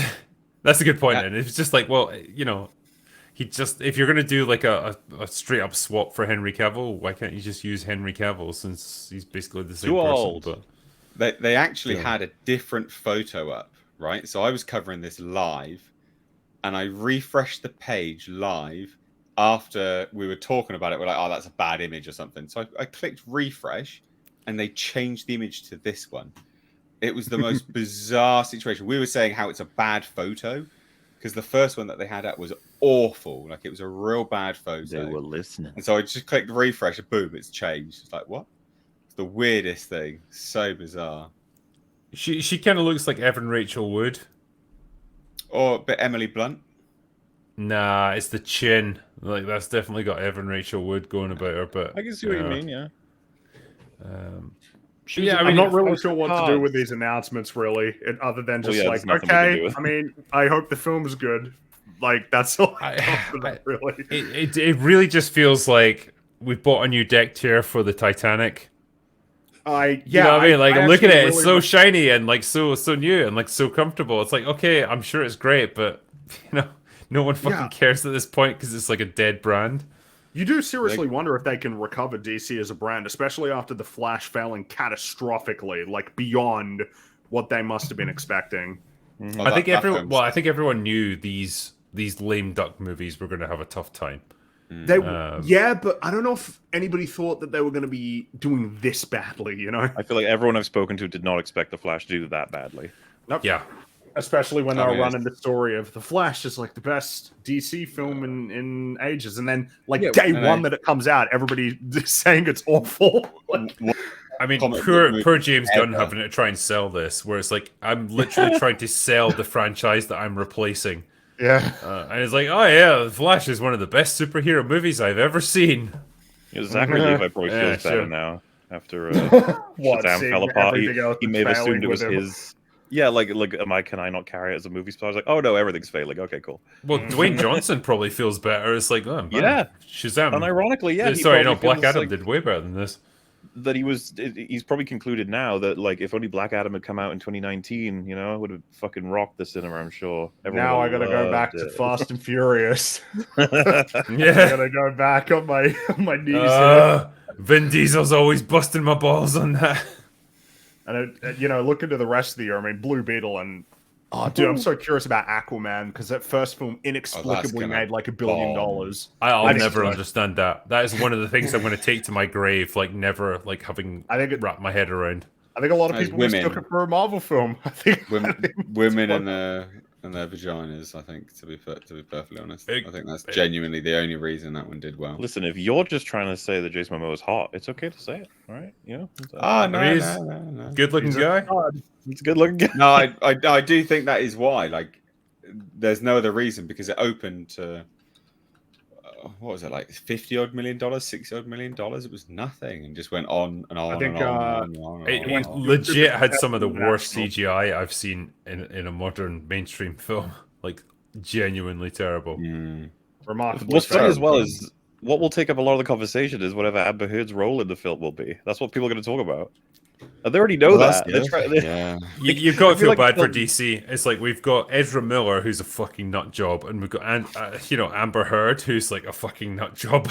It's like these are some of the people associated with our biggest movies that we have to try and sell over the next year. And well, that's the thing. We talk about how the companies have shit the bed. She actually did it, so. And then you have that fundamental problem that a lot of people do watch these films, like wondering where they're going to go next. But these films are heading to a dead end. They're just going to end, and then this will be the end of this universe. A very unceremonious end. Really. I mean, the best way I can liken it is like that X-Men movie that came out like way after everything else because it was delayed. But no, it was beyond that. It was New Mutants, yeah. Where it was like way after everything else. It was like a totally dead franchise at that point, and like nobody fucking watched it. It's like that's what this is now. You're trying to flog like straight up a dead horse, and then be really vague about how much this universe connects to the DCU. Like, hasn't James Gunn said, "Oh, Blue Beetle is like a DCU character," but the film is the DCU film? What the fuck does that mean? No, literally, once all that shit's out. Like once Aquaman 2 has been and gone, James Gunn will just be like, yeah, none of that's got anything to do Yeah, of with what I'm course. doing. If you could be explicitly honest, the answer to the question is it depends on how much money they make. Depends on how popular these things are. Because if the Flash made $2 billion, then we'd be keeping them on. We would obviously keep this shit on, but it didn't. So they're out. It's as simple as that. You know, I would just love it if fucking Blue Beetle just like inexplicably made like $2 billion or something. We're trying to work this in. You still come back to the question though with that if it was down to success, you just yeeted Henry Cavill, yeeted Wonder Woman immediately, never gave them a chance to prove themselves that maybe they could have been successful, but you chose people like Ezra Miller to be the ones that you're like, well, we'll give these a second chance. It's just strange decision making. Well, They gave Wonder Woman two movies, to be fair. Like, and 84 was just universally panned. Like, everyone lost money as well. Patty Jenkins lost other jobs because of it. Yeah. Well, she just kind of self-destructed her career, didn't she? It was a combo, right? Because the thing is, she just would have had less leverage in Hollywood after that. Because I'm almost certain, wasn't 84 the story of that was basically she was like, I demand X, and they were like, take it, you got it, it's all yours. The first Wonder Woman was great, you go ahead. And then after this, it was like, not anymore. Not after that. That's what you got? No. She didn't write the first Wonder Woman, but she had full writing credits, I think, on the second one. So that's not helped her reputation. The blame is firmly on you now. That is it. Well, yeah, I'd say that's not Gal Gadot's fault. So you could keep the character and just replace the writing stuff. Whereas I think with the Flash, Ezra Miller is a major problem. Well, I mean, I've always said, like, I feel like, you know, if everyone, fucking Ben Affleck never got a chance to prove himself in an actual movie of his own. Yep, he never did. Yeah. Like, even Henry Cavill got a movie that was just devoted to him. Like, Ben Affleck never even got that. So it kind of sucks. I think something that I'm sure everybody will be sort of keenly paying attention to is, well, I mean, if you're going to get rid of people like Henry Cavill, you're not, like, keeping anybody, right? Like, you're clean slate, all new actors for all new roles. You're not going to bring along the people that you want to bring along specifically to keep their roles and then lead to more confusion as to whether or not this is, you know, directly following up the old universe. Like, it's got to be a clean slate, right? But is it going to be a clean slate? Well, because he said that he's gonna sort it out with Peacemaker season 2. He's gonna fix it right and wise. And I'm just like, please don't just go, oh, what's this mysterious multiversal portal? Everyone jump in. Like, oh no, it closed before Superman could get through. Oh. Henry Cavill, like, no. You know, that was the excuse they used in Secret Invasion for why the Avengers can't turn up. It's like, well, if the Avengers turn up, they'll just transform into the Avengers, and now there'll be a million Avengers running around and not have their powers. Yeah. No, they had the powers. That was the thing. He said they'll have superpowered powers. Yeah, and I said that was stupid because they will just turn into the most. They will just turn into the most powerful beings in the universe because every time they meet someone more powerful than themselves, they just transform into them, and it won't work. Copy them anyway. Yeah. So could they copy like I don't know, Captain Marvel from TV? Could they just see a clip of her and be like, well, I got her powers now? Or does it not work? Apparently not. I don't know whether they're going to say they have to get their DNA because there's some weird research and stuff about their DNA that, like, including Groot. There was Groot DNA involved in a science experiment in this episode. So it's like they're trying to make us more powerful, like a Super Skrulls kind of thing. Yeah. Oh, well, I'm sure that'll be handled very well. Yeah. Wow. Damaging the world building, unheard of. Unspeakable. Yeah, inconceivable. It was one of those Easter egg moments because it was literally a flash on the screen of Groot with his DNA strand. It's like, I know that thing. Wow. People are gonna keep pounding. That was depressing. Like, what? What can you say? I think about all this and I try so hard, and I just can't give a fuck. Yeah, there's just no hype for it, and there's nothing. There's no hype for any of this stuff. Oh, the Marvel is going to be a massive Infinity War Endgame, man. That's where the hype was at its highest, right? And it's completely fucked now. Well, let me help you guys out, right? If you're talking about hype, right? Let me tell you about hype. Can't contain it. Kathleen Kennedy says that new Star Wars films will move past George Lucas's original vision, and they're going to introduce new characters and start with something fresh.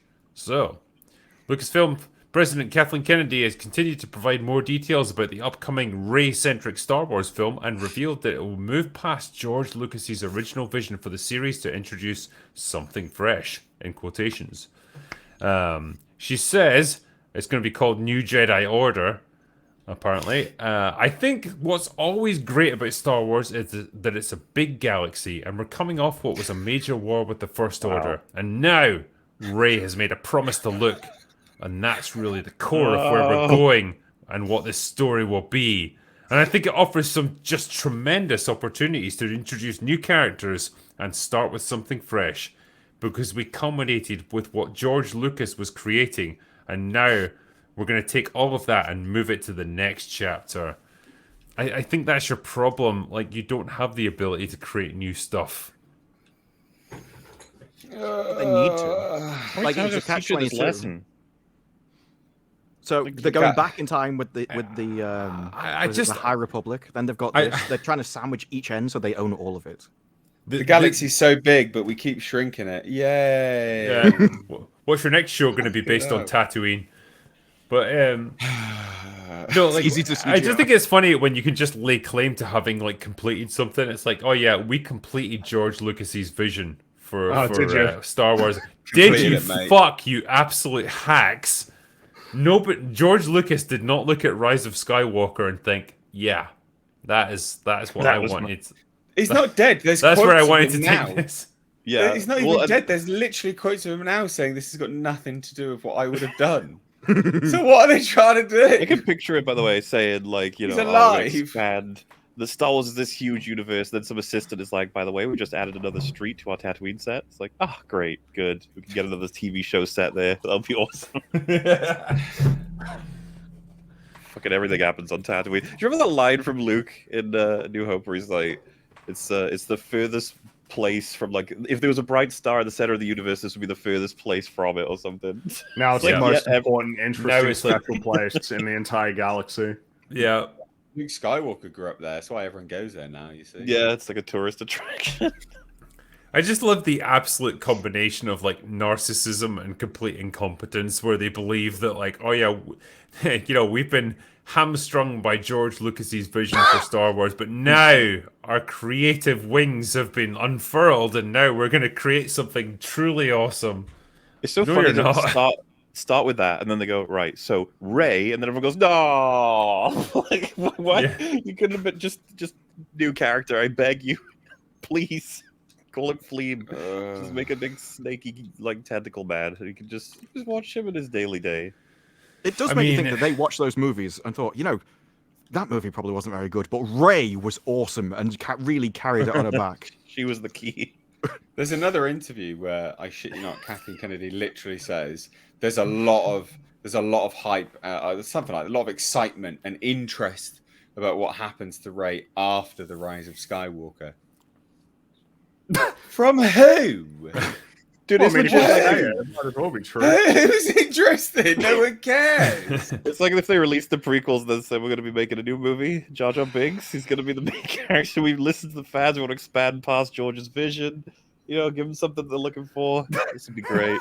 This is the thing, though. This is straight up rewriting of history going on right before our eyes, where they're just going to claim that Rey is this incredible character that caps off the Skywalker saga, and also starts off, she ushers in the new era of Star Wars. So she is the true like icon of Star Wars. She's the person that ties past and present together. That's what they're going to do. And It makes me... eventually people will believe it, because they'll move past all of this. What we're living through right now, where everyone fucking hates it. Eventually they'll get to that point where people just forget. And they'll just accept, like, oh yeah, like Star Wars, that was really about Rey, wasn't it? Like that character that just like encompassed the whole breadth of Star Wars. Shit ton of work to get us to that point, because most people have forgotten the sequel trilogy anyway. Like, it's already dying. People don't ever think about it. Nobody ever thinks about it in the context of Star Wars. I think people would be surprised. They rode alien horses on a Star Destroyer. They did.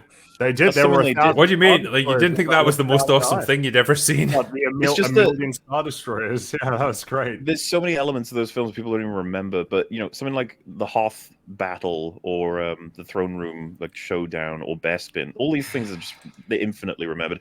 I think they would have to roll out like several 3-movie like insane storylines to really kill the memory of the OT. They might be able to pull it off eventually. Unfortunately, I think Gary's right when he says like the end is truly here when they remake them. Yeah, and I don't. That eventually, that feels like an inevitability, doesn't it? It does, because they have the power to do that. Or at the very least, to do like more computer generated, kind of like we saw right in Indiana Jones, where they have that big 30-minute like set in the 1940s, de-aged Harrison Ford. Like that technology really feels like Pandora's box was opened. The thing It's is, like, yes. I might have actually enjoyed a movie like that, where it's like, okay, you've had to digitally de-age Harrison Ford, but it's like you've got a young Indy in his prime doing awesome stuff. Like, okay, fine. If you had to like jump through some technological hoops in order to get there, I could probably live with that if you give me a good story. But that's the thing. Him being alive would help that too, right? I think what you would get, like if they were to remake the OT, you would Luke would be a black female lesbian or something. Like they would never let it be as it was. Like they would have to alter it for modern audiences. I guarantee it. But it makes me wonder with the conversation around Rey, whether it's similar to the Jennifer Salke situation with Rings of Power, when she said, well, everyone keeps saying that Rings of Power is trash, but it's not reflective of the conversations we're having internally. And so if all of the workers in the company are saying it's great and they're telling you it's great all the time, then that would be your impression that everyone loves it. And so if in Star Wars everyone's going, yeah, it's like, amazing, she really saved that, then you'd come out going, oh. It's like I've audited myself and concluded that I did nothing wrong. Yeah, but now imagine you're surrounded by yes men who all agree with that. Of course you're going to think you're correct. No one's. I mean, at what point when you're losing money, though? You know. Though. I mean, I don't know. Like, you have to assume like eventually that money will run out. Particularly with Indiana Jones. Like they spent $300 million on this. They're going to lose hundreds of millions of dollars. At what point does Lucasfilm just go bankrupt? Like people just can't make anything more from it. Because this is the funny thing, like I keep forgetting, this is the first movie they've made in 4 years. Yeah. The last thing we had from them was Rise of Skywalker in 2019. And it was a mess. Because as much as people can claim it made a lot of money, it's like, look how much fucking money it cost and look how much it didn't make. Opportunity cost. Opportunity cost is so important when it comes to... It's the reason why like Blumhouse is so successful as a brand is because it's like $5 million and make like $100 million. And even if they make like $40 million, that's an amazing return on like a $5 million investment compared to $200 million, however much you needed for marketing to make $1 billion when you could have made more with more movies that cost less money. That's always going to be part of the conversation. When it comes to never a reason for these films to cost as much as they do, and it's so good when they film in the UK because part of the tax break law is that they have to file under Companies House all their taxes, so you get a massive rundown of everything that they've spent their money on, and my God, are they spaffing money up the wall on the most useless bollocks you've ever seen. Yep, like it is so much money gets wasted. It's obscene. Well, consider like this assistants sort of thing, running around all over the place, assisting everything. Well, like you'll have stipulations written in, like say you've hired an actor to be in this movie. Like, it might not even be like a particularly famous actor, just like he's going to be a supporting character or whatever. Their agent will negotiate that they have to be put up in like a 5-star hotel. They have to be given like transport to the set. Every single day they have to have like these catering requirements met for them. All of that shit gets added into the production budget, and it all adds up. Multiply that over dozens and dozens of people, potentially hundreds of people throughout the production. All of this stuff it's money just pissed up a wall because it's egos. It's just people that can get away with it. It's too much money. It's too much freedom, I guess, of financial like excess. That's what Hollywood is. It has to slow down though, surely, with it, because I imagine with Marvel they let it run away. You know, like that they greenlit like 10 projects, and then that one didn't do well, that one underperformed, that one oh shit. Like as it keeps going, that they start to realize that these projects aren't doing well. That like they got to take the foot off the, you know. Yeah, for context, the original Raiders of the Lost Ark cost $20 million back in 1981, I think. Now, in today's money, that's about $50-60 million. Still, that's cheap as fuck. Like Chump compared to change. like that's like the catering budget for most movies now. But like that's what they were able to make this absolute classic of cinema on. Okay, now you've got Dial of Destiny, $300 million, probably more like 350 million, like that they wouldn't admit to, for absolute garbage that nobody wanted to watch and like depressed all of us.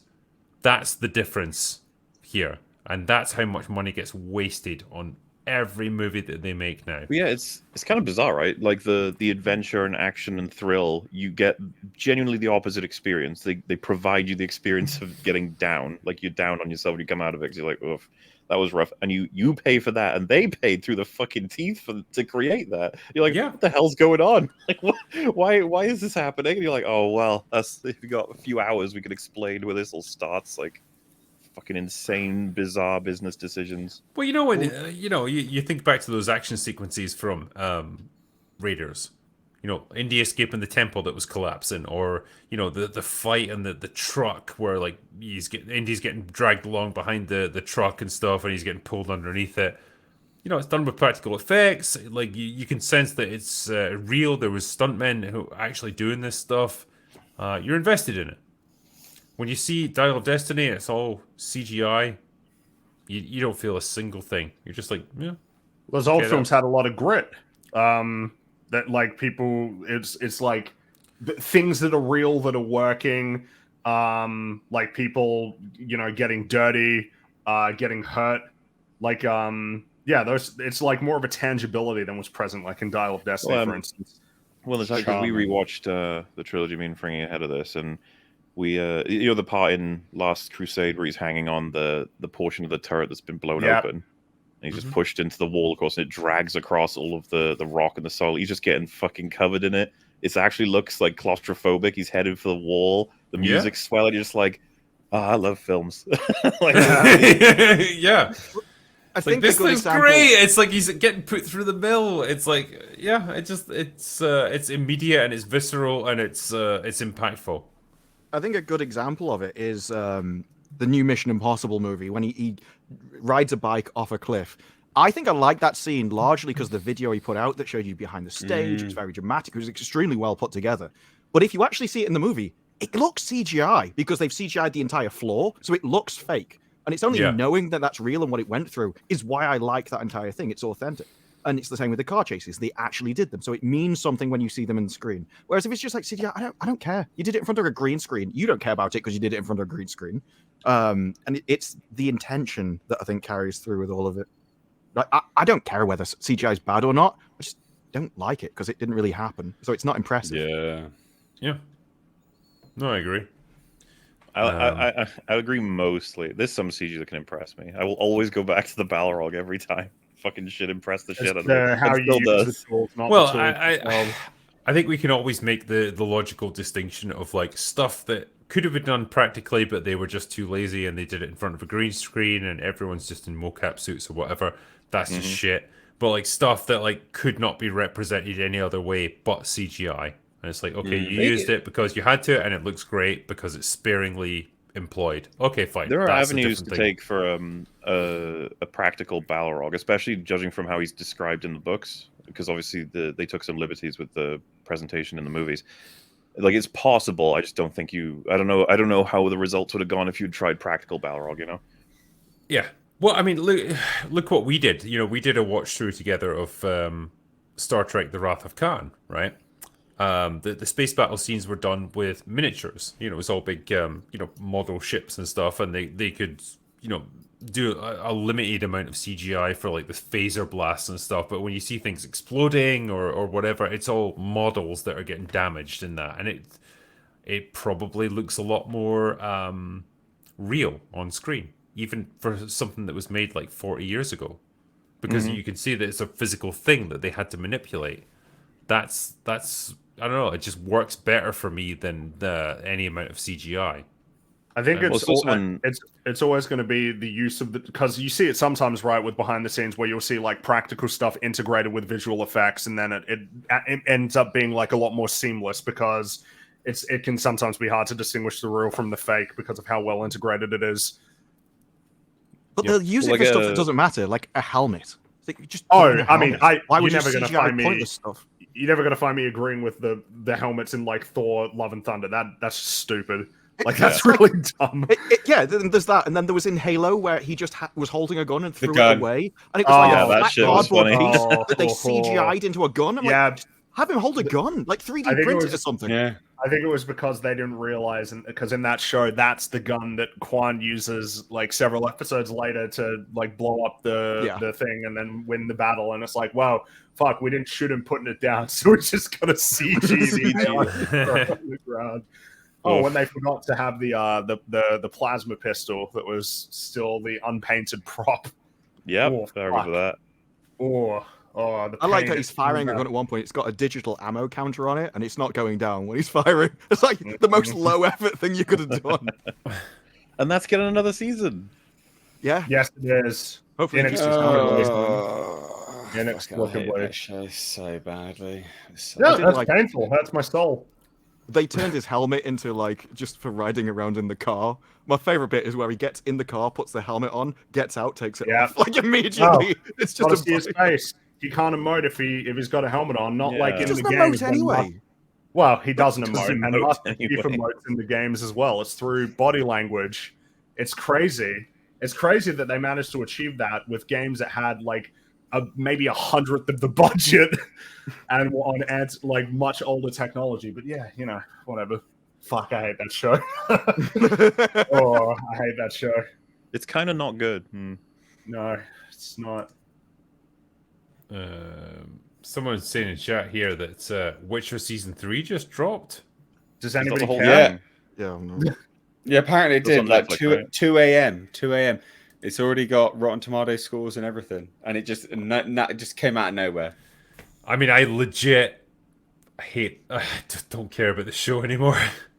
Like, I don't want to watch it. Like, I like how you were wrestling between hate and don't care. That's where we're at. With it. I hate what they did with it. Like, I hate how they, again, like Lucasfilm, they squandered what was an amazing property, and now it's gotten to the point where I'm just completely apathetic towards what they've actually produced, because like I know it's got no relation to The Witcher as I understand it.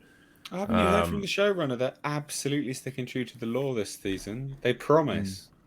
They promise. And that's I why just Henry Cavill is- those people are the people that I hate, because it's like Henry Cavill like dared to stand up to you and say like what you're producing is absolute bullshit, and they're like, okay, well, we know how to deal with you. We'll just fucking fire you, basically. And her comments about it, they're so disingenuous. Like, oh well, I'd love to talk to you about it, but I can't yet. But I will in like 6 months. Then you'll know the truth. No, just after the series has already dropped. Like promising that no, honestly, we have an excuse. Wasn't our fault. We swear. It's like, oh, I don't The know. How lawyers, it's the gone lawyers are 3 coming up seasons. with one now. yes. I mean, well, we saw what these guys would produce when they were creatively unbound, and you got Witcher Blood Origin. I forgot about that show.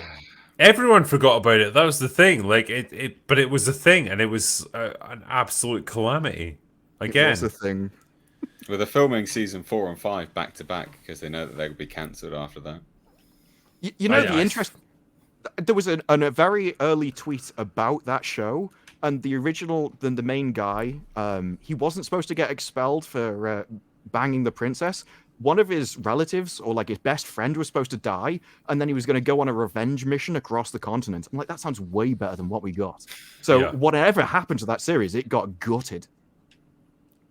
Yep. Trash. Let's do a few super chats, shall we? Yeah, sure.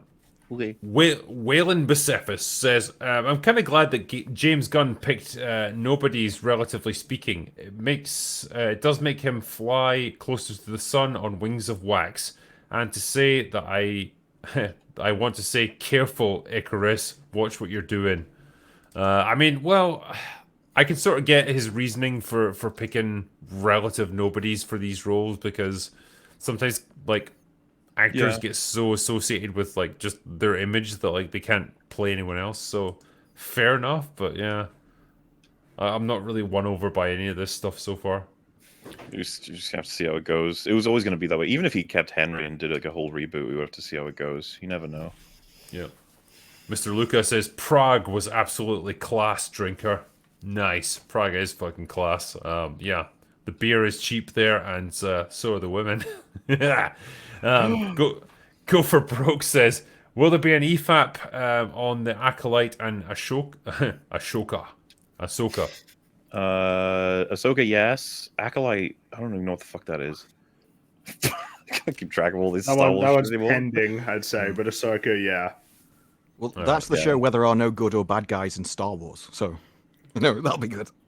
Yeah, all I know about Acolyte is that it has like no promise. Meanwhile, Ahsoka's like there's what 10% chance it's gonna be good. So that's something you can gamble on, right? I mean, I like Rosario Dawson. I quite like her portrayal of Ahsoka, but yeah, no idea what they're gonna do with their own show of her. The only Don good Black- thing about that show was, sorry, I was going to say the only good thing about that show was Ray Winston, and he's gone. I mean Stevenson. Ah, yeah. Winston was in the I would other have liked to Indiana have seen Jones movie. Ray Winston would have been good in Star Wars. Yeah. Yeah. Yeah. Well, you know what I mean. But he looked great in the trailer. That was the only sort of No, yeah, he does look good. charismatic Nice thing. him. Don Blackbird says, have you been subjected to John Campia's recent rant about his subscribers and facial ejaculation? Because I have, and Canada has a lot to answer for. Also, thoughts on Real Steel. Great movie, and it still holds up. As for John Campia, I don't know what's going on with that dude, man, but he seems to have a lot of problems, so I wish him well. I hope he gets to a Wish him better well. place. Yeah, good luck, John. Real Steel... Was that a 2011 movie? I can't remember. 13, I think. That was Hugh Jackman, wasn't it? Where it's like Yes. boxing with robots. Robots. I remember finding would- it tolerable. I don't remember if it's good though. I'm the same. It's like I remember weirdly quite enjoying it. I feel like Hugh Jackman put a lot into it, but I have no idea if it was actually good or anything. That's the one thing you can almost guarantee with Hugh Jackman. He's gonna put effort in. You know, he'll do his little shouts. I think so. Here's the ultimate question for all of us. Waylon Bicephus says, Indy 5 or TLJ? TLJ's worse. Yeah. Yeah. I would actually go as far as saying it's not even close because at least at the end of Indy, they argue the world needs Indy, while at the end of TLJ, he just fucking dies like a fart. I agree to the extent that I think Indy is better, but it's not close for me. Like I think they both seem to have that mean-spirited hatred of their main characters, and so, yeah. So they're on a parallel plane. Kind of, yeah. Like I think the intent is the same with them. It's like deconstruct the old hero and replace him with someone more diverse and female, essentially. They just TLJ was just more awful about it. Kevin O'Neill says, for the panel, the whole panel, a lightsaber and the powers of the Force, or Mjolnir and the powers of Thor, which would you choose and why? If I have the powers of Thor, does that mean I'm like immortal as well? Nah, just like you can control lightning and stuff. I'm thinking about the mind control aspects of the Force and the potential utility there. Like, if you had to fight Thor, could you mind control him? Yeah. I think I'd go for the Force. Like particularly if you were super powerful with it and you can do Force lightning and stuff. I think the Yeah. Force has broader utility. I think that's probably I'm what's trying to You think can of do what- much more with the Force, yeah. Because Thor's got the lightning, but I guess you do already have that with the Force. That's right. And I guess you have flight with Thor and Mjolnir. But you can jump real high and far with the Force. Yeah, I think I'd go with the Force. I think I would too. I think I'd need to, because over here, like, I'm not going to be allowed to keep the hammer or the lightsaber. That's the first thing that's taken off me. So I'm only left with the Force powers of either one. The powers of either one. Kyle Kernan says to us, Mauler and Drinker, you guys are my favorite YouTubers. Keep up the great work. Nice. Aw, Thank you. thank you. Also, what are your top 3 video games of all time?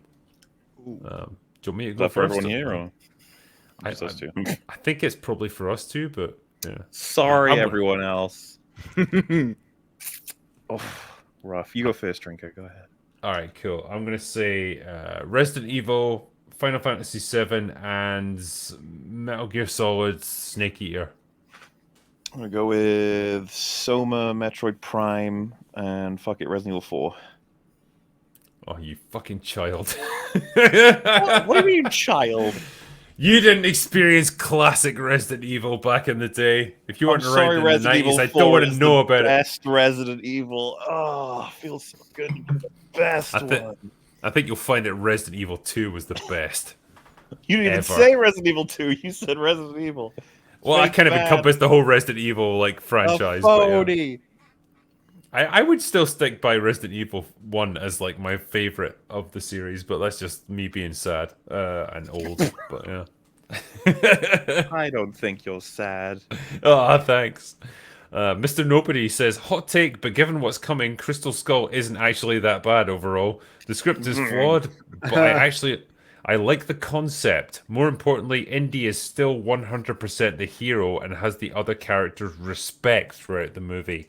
Well, as part of trying to be prepared for this movie, rewatch Crystal Skull as well. That film is terrible. Make no mistake. Awful. That film is really bad. It's just bad in different ways. Do you think it was well-intentioned badness, though? Yeah, I think I'm more. I was actually thinking that. I think the Dial of Destiny is a hell of a lot more cynical. And if you ask me, like, which film I prefer, it's like, yeah, probably Crystal Skull, but like that film's still super flawed. I mean, Crystal Skull is essentially just the Star Wars prequels, isn't it? But for the Indiana Jones movies. Because it's like they kind of went into it wanting to tell a good indie movie and just like wanting to recapture that magic, but everyone was too old by that point and just like they'd lost that creative spark.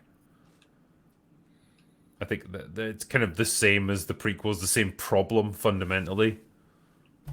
Like going a bit overboard, like the surviving the nuclear explosion and the overboard, overboard with CGI. Going over the cliff 3 times, the waterfall 3 times, and surviving every single time, stuff like that. Exactly, yeah. Everything just having to be landing on the tree and then gliding, and everybody just missing all the time when they're shooting at Indy. Just every single shot misses. Yeah. And it still blows my mind to this day that like Steven Spielberg fucking directed it, and this is what we ended up with. Yeah, it's like he should have been your emergency brake lever to prevent stupidity filtering through into the movie, and he didn't, and that's surprising. He failed us. He failed us. He really did. Why, Stephen? Why? LC Le Pen says, "Good day, Drinker, and open bar." Drinker, I love your Production Hell video series. Can't wait for the next one. Have you already got any particular films in mind? Yes, Waterworld. Hey. Also, I love how last week I said any Deadpool 3 news further depresses me. And now, sure enough, Ryan Reynolds can't even ad-lib during the writer's strike. Yeah, I mean... That film might be doomed. Well, because that film's being made now, right? During the strike. Yeah. So what's the deal with that? Like, why can he not ad-lib? Because no one wrote... I don't think you can change the writing. Script. Yeah, I don't think you're allowed to change scripts during the strike. Even if it's ad-libbing, that means script writing in some sense. Yeah, because there are people who get credits for writing after improvising enough, so... Which, is fair, but now that's had the backfire of, like... Ryan Reynolds can't do his signature comedy, which is...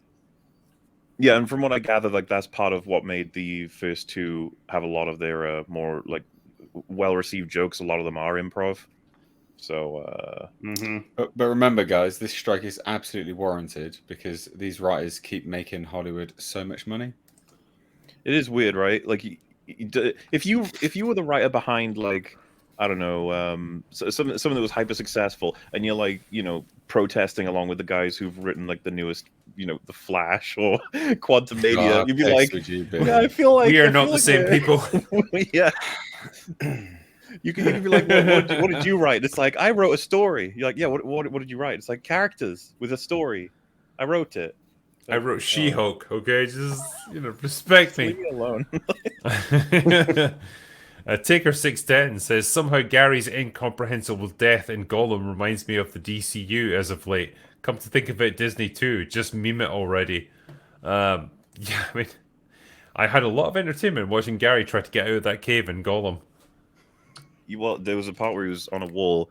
He went to jump up, and he just flew up through the wall several miles into space and just died. It was I remember that was pretty funny. The Gollum is a special game. Didn't I say that he restarted the entire level accidentally as well? I think that was in the edit, right?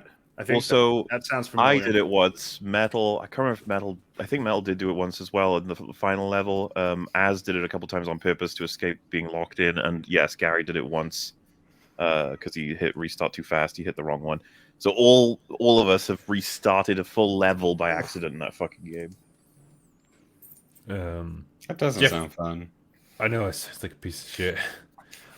Jeff Romatic says, why do you think so many Disney shills give KK so much credit on older Lucas and Spielberg movies? I mean, she was the producer, but then... She has to get some credit. She has to, right? She was involved in those films. But I mean... In the same way that she deserves, some blame if she was a part of it when they were shit. It should go both ways. I would imagine, as a producer, you're given specific tasks to complete. It's like, okay, well, you have to organize all of the things that need to happen in order to make this movie get made. It's like, okay, fine, you've been given a clear objective. You're not really required to be a creative person. You're not required to, map out strategic directions for a studio or anything. You're just a producer on a movie. And I think it seems like she was quite good at that. Or at least, she was paired up with people who complimented her. Whereas now it's you're put in charge of an entire studio. Suddenly you have to actually be a creative person. You have to make decisions that are going to shape the direction of this franchise. That's a very different thing from being a producer on one particular movie. Yeah, I'm true. I'm more than willing to believe that whatever purpose she needed to fulfill back in the day, she did it relatively well. But whoever decided, well, it'd be George, right, who decided that she'd succeed him. That was a bad idea. I'd love to know what she said to him in order to make him think that she was going to be a good replacement. RRTN. Remember that motel trip you took? I remember. Yeah, yeah, exactly. RRTNZ says, "Hail Drinker, are you planning any more watch-along streams like you and Muller did for Star Trek: The Wrath of Khan? It was a wonderful nostalgia trip. Cheers." I don't know. Should we do more? I'm leaving that to you, Drinker. You're fully in charge, so they can all blame you when none are made. I feel like, we should go turnabout, really, because I got you in to watch Wrath of Khan. You should... Wait, are you saying it's my turn to make you watch something? Make me watch something, and then I'll make you watch something. I'm totally on board with this. Give me a date, and I will find something for us to check out. All right, there you go. We've made it happen. It's all because of you, RRTNZ. Also... Arcane Stork says, it sounds like Jonathan Majors got vindicated lately. Any thoughts? I don't know what's been going on with his trial, but apparently he's presented pretty good evidence that he's innocent. I said that from the start, though. There was always a significant portion of that being the case. I thought we were all just waiting, and there was more likely than not going to be that he was innocent. I never realized that we'd written him off. We're not Disney. No, but a lot of other people did write him off. Didn't he have trouble with some of his jobs and stuff? And there's always people that jump on the train straight away. The strangest thing is how the Captain America guy came out and went, no, we're innocent until proven guilty. And that's rare for people to come out and say that. That's what I mean. That needs to be said more. Mm. Definitely. Waylon Bicephas says, Quentin Tarantino or Martin Scorsese? I go Tarantino. It's tough because I would probably say I prefer Tarantino, but I'm not sure which one I would say is the superior filmmaker. Yeah, I don't know what his basis is, but maybe just personal preference or whatever. Mm-hmm. DC7000 says, "Hey Drinker, Muller and panel, what are your thoughts on Twin Peaks and David Lynch movies in general?" Well, they're a mind trip for the most part, as is expected. Plenty to interpret. I often enjoy talking about what they might mean, sometimes more than the stuff itself. But I've found myself to enjoy some stuff from him. Sure, yeah. Yeah, kind of same. Yeah. Thought Twin Peaks was like way ahead of its time. Pretty interesting production. Yeah, pretty cool stuff. Not like a massive fan of David Lynch movies in general or whatever, but yeah, I like that. Mr. Taco Boutique says, y'all see Tom Cruise do the speed flying stunt? Fucking nuts. Yeah, we did. We just talked about it. So yeah, it's impressive stuff. Jake Mabry says, oh, sorry. He did something recently as well where they're on about the driving scenes and how they kept on about how it's on cobblestone, so it makes it more difficult. But I like that in the scene he's handcuffed to the person next to him, so they literally made him drive around while he's handcuffed to this person. And it's like anything else, they would just I would just fake it. I just like that he's actually doing what they show on the screen. Nice. Yeah. Agreed. That's Jake Haley Mab- Atwell he's with, which is another reason to see the movie now. Haley Atwell. Oh yeah. Oh, yeah. yes. You've got me, gentlemen. You've got me. I want to see her. She's like she just needs to be like an A-list actress now. You know, I feel like she's been waiting in the wings for a long time, and it's like now's her time. Come on. She's good enough. She's better than most of Hollywood's A-listers, to be fair. That's a standard. I can think of two good reasons why I like her. Oh, yeah. Just the eyes. They're beautiful. Yes. Windows to the Yeah, soul. awesome. Yeah. You call them eyes, do you? Creeping Jesus says, "This is an interesting one. Serious question, right? Serious, gentlemen. Be serious All right, here. serious. All right. Would you? Oh, it's that Okay. serious. Would you very rather serious. sit on a cake and eat dick, or sit on a dick and eat cake? So,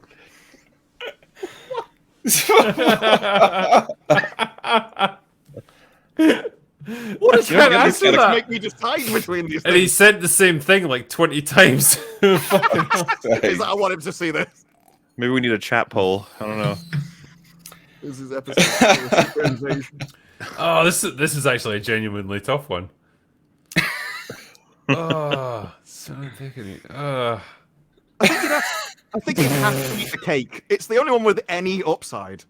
Like other, I mean, yeah, but then you're gonna have to sit on a There's dick. something upside. it's either eat it or not. You know, either way. Oh, you're saying you gotta take that So- dick one way or the It's- other. it's- yeah, where's it gonna go? Is it gonna go- Just waste the cake. Is it gonna go front or back? Like, what's worse? Oh. I like that Dispro's already told us his choice, though. It's like no doubt there. It's the The logical man knows answer. what he wants. It's called conviction. Logical answer. Fucking Dick Spock and over cake. here. Someone's Tell gotta make the hard which way to choice. go for.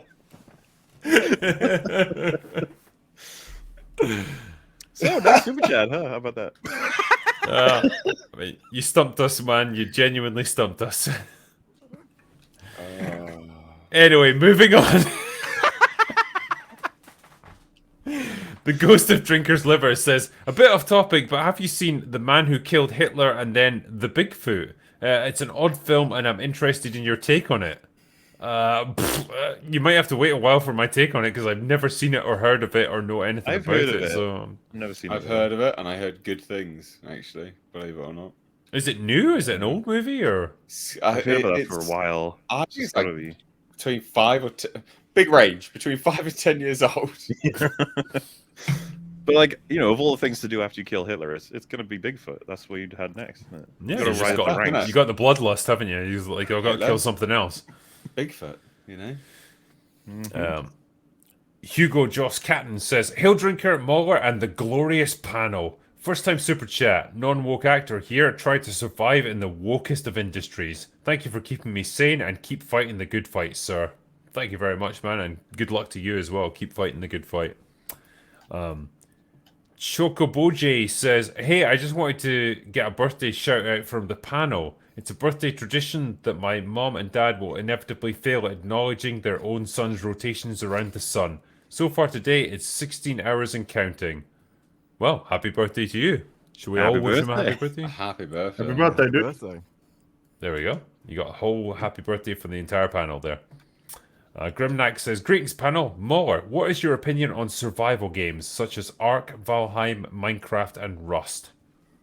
They certainly fill a niche, have different levels of quality based on execution. I don't really play them that much, but it's not because I don't have a preference for it. I just never found one that gripped me enough instead of playing other games. I got other genres, I guess, that fill the time. But yeah, good stuff. Minecraft is arguably one of the greatest games of all time for what it did and what it is. You know, but I still don't have any hours in it myself. I just know what it's capable of, you know, for creativity. So thumbs up to the lot of them. And I know plenty of friends of mine who are obsessed with those games, so they must be good for something. Nice. Dimitri Ross says, Drinker, some of your favorite episodes of Stargate SG-1. I can't remember what the episode was called, but the one where the base doctor gets killed in the middle of a firefight. It's like really well disguised because you don't get the fact that she's been killed in a battle until the end of the episode. And so it was really well structured. I like that. I liked Dead Man's Switch, and I like the episode where they are stuck in a temporal loop. Just a little bit of fun, you know. I think it's good. Good like that. Is it weird that one of my favorites doesn't even really have Stargate SG-1 in them? There's one where it's like a training mission for people who want to be in the Stargate program, and so you see them training, and then there's an invasion through the portal. It's like, how on earth would these trainees handle it, and what happens? And that one kept me going right to the very end. Love that episode. There's a good one as well where it's like an alternate future where excuse me, Earth's been colonized by like an alien race that's like gradually like stopped like human reproduction. Yeah. The survivors there, like the Stargate crew or whatever, is like 10 years down the line. They get like a message from their real selves back in the real universe, stopping them from like going down this path. I thought it was a pretty cool episode. Like a little bit of like predestination and stuff. It was good fun. It's interesting use of time as well, and the fact that if you know that if you succeed, everything gets reset, what would you be willing to do? Because it kind of doesn't matter. Because they essentially all die in the process of trying to stop this thing, which is, decent. I love Stargate SG-1. I fucking missed that show. That was a really good sci-fi show. Play the High Note says, what are the panel's favorite trailers of all time? It could be any media, any movie type, whatever you want. Prometheus. I love that trailer. Still do. It's fucking bawling. It was so mysterious and terrifying. Not like the movie at all. I love the trailer for the first Suicide Squad movie. The movie itself was absolute garbage, but the trailer that uses Bohemian Rhapsody was so fucking cool. Like, really fun. Yeah, I like that one. I really like some of the old ones for the old Assassin's Creed games, like the Assassin's Creed Revelations trailer is super cool. I think Saints Row 3 is one of my favorite because I don't remember many trailers, but that one sticks in my mind.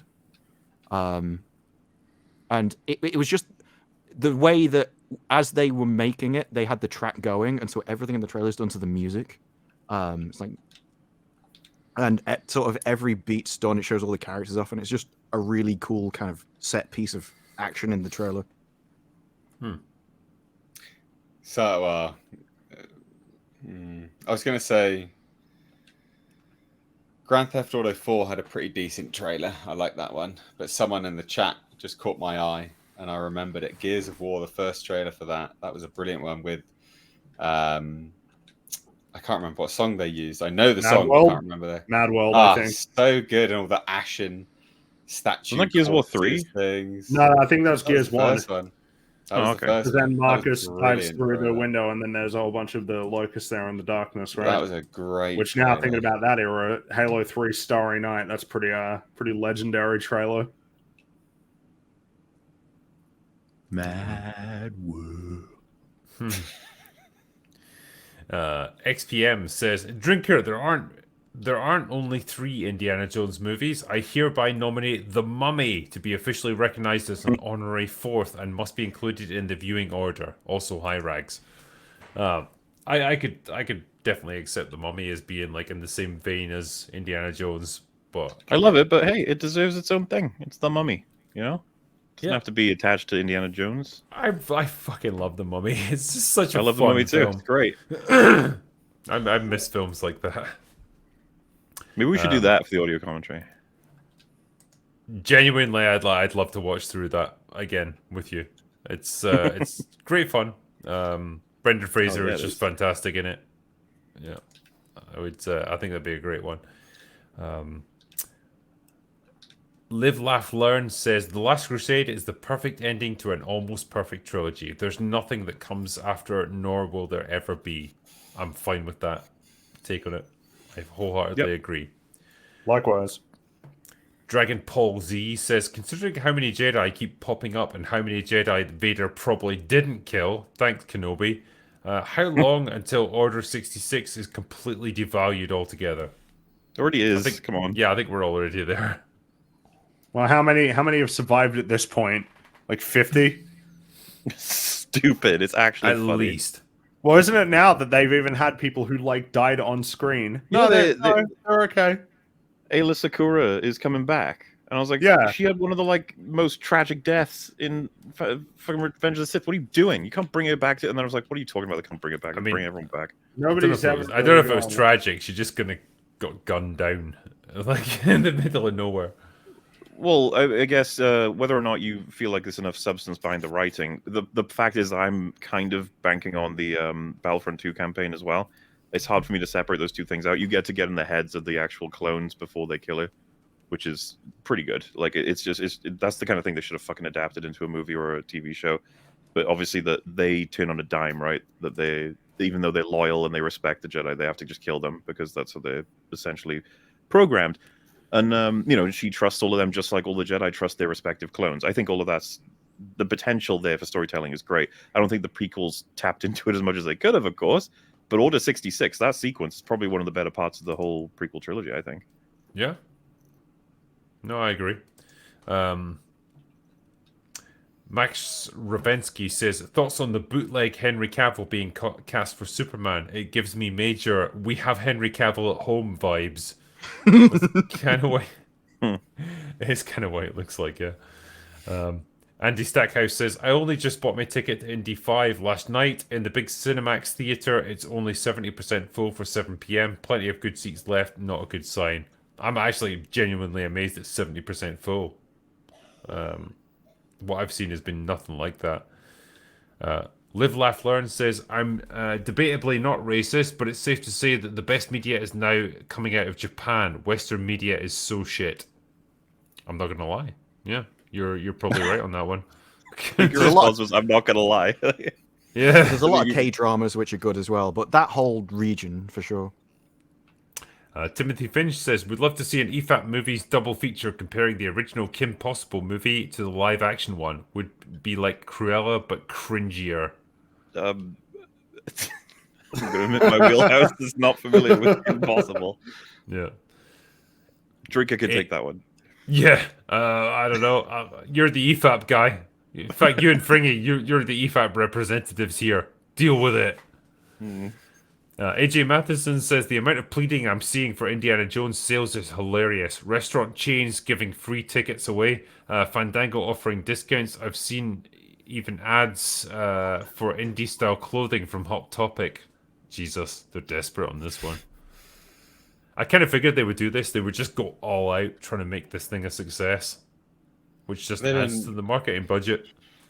They've been putting adverts on the New York City subway as well, and audio adverts over the loudspeakers, the tannoy. It's the weirdest thing. The thing about it is, right, like, you wouldn't recommend it for the story for sure, but you also, like Extraction 2, if someone said, like, I don't even know what happened in the story, but my God, like, I can recommend the film for the action on its own. You could just watch that out of context and have loads of fun. You can't do that with Indiana Jones, the Dial of Destiny. What the fuck are the action scenes like?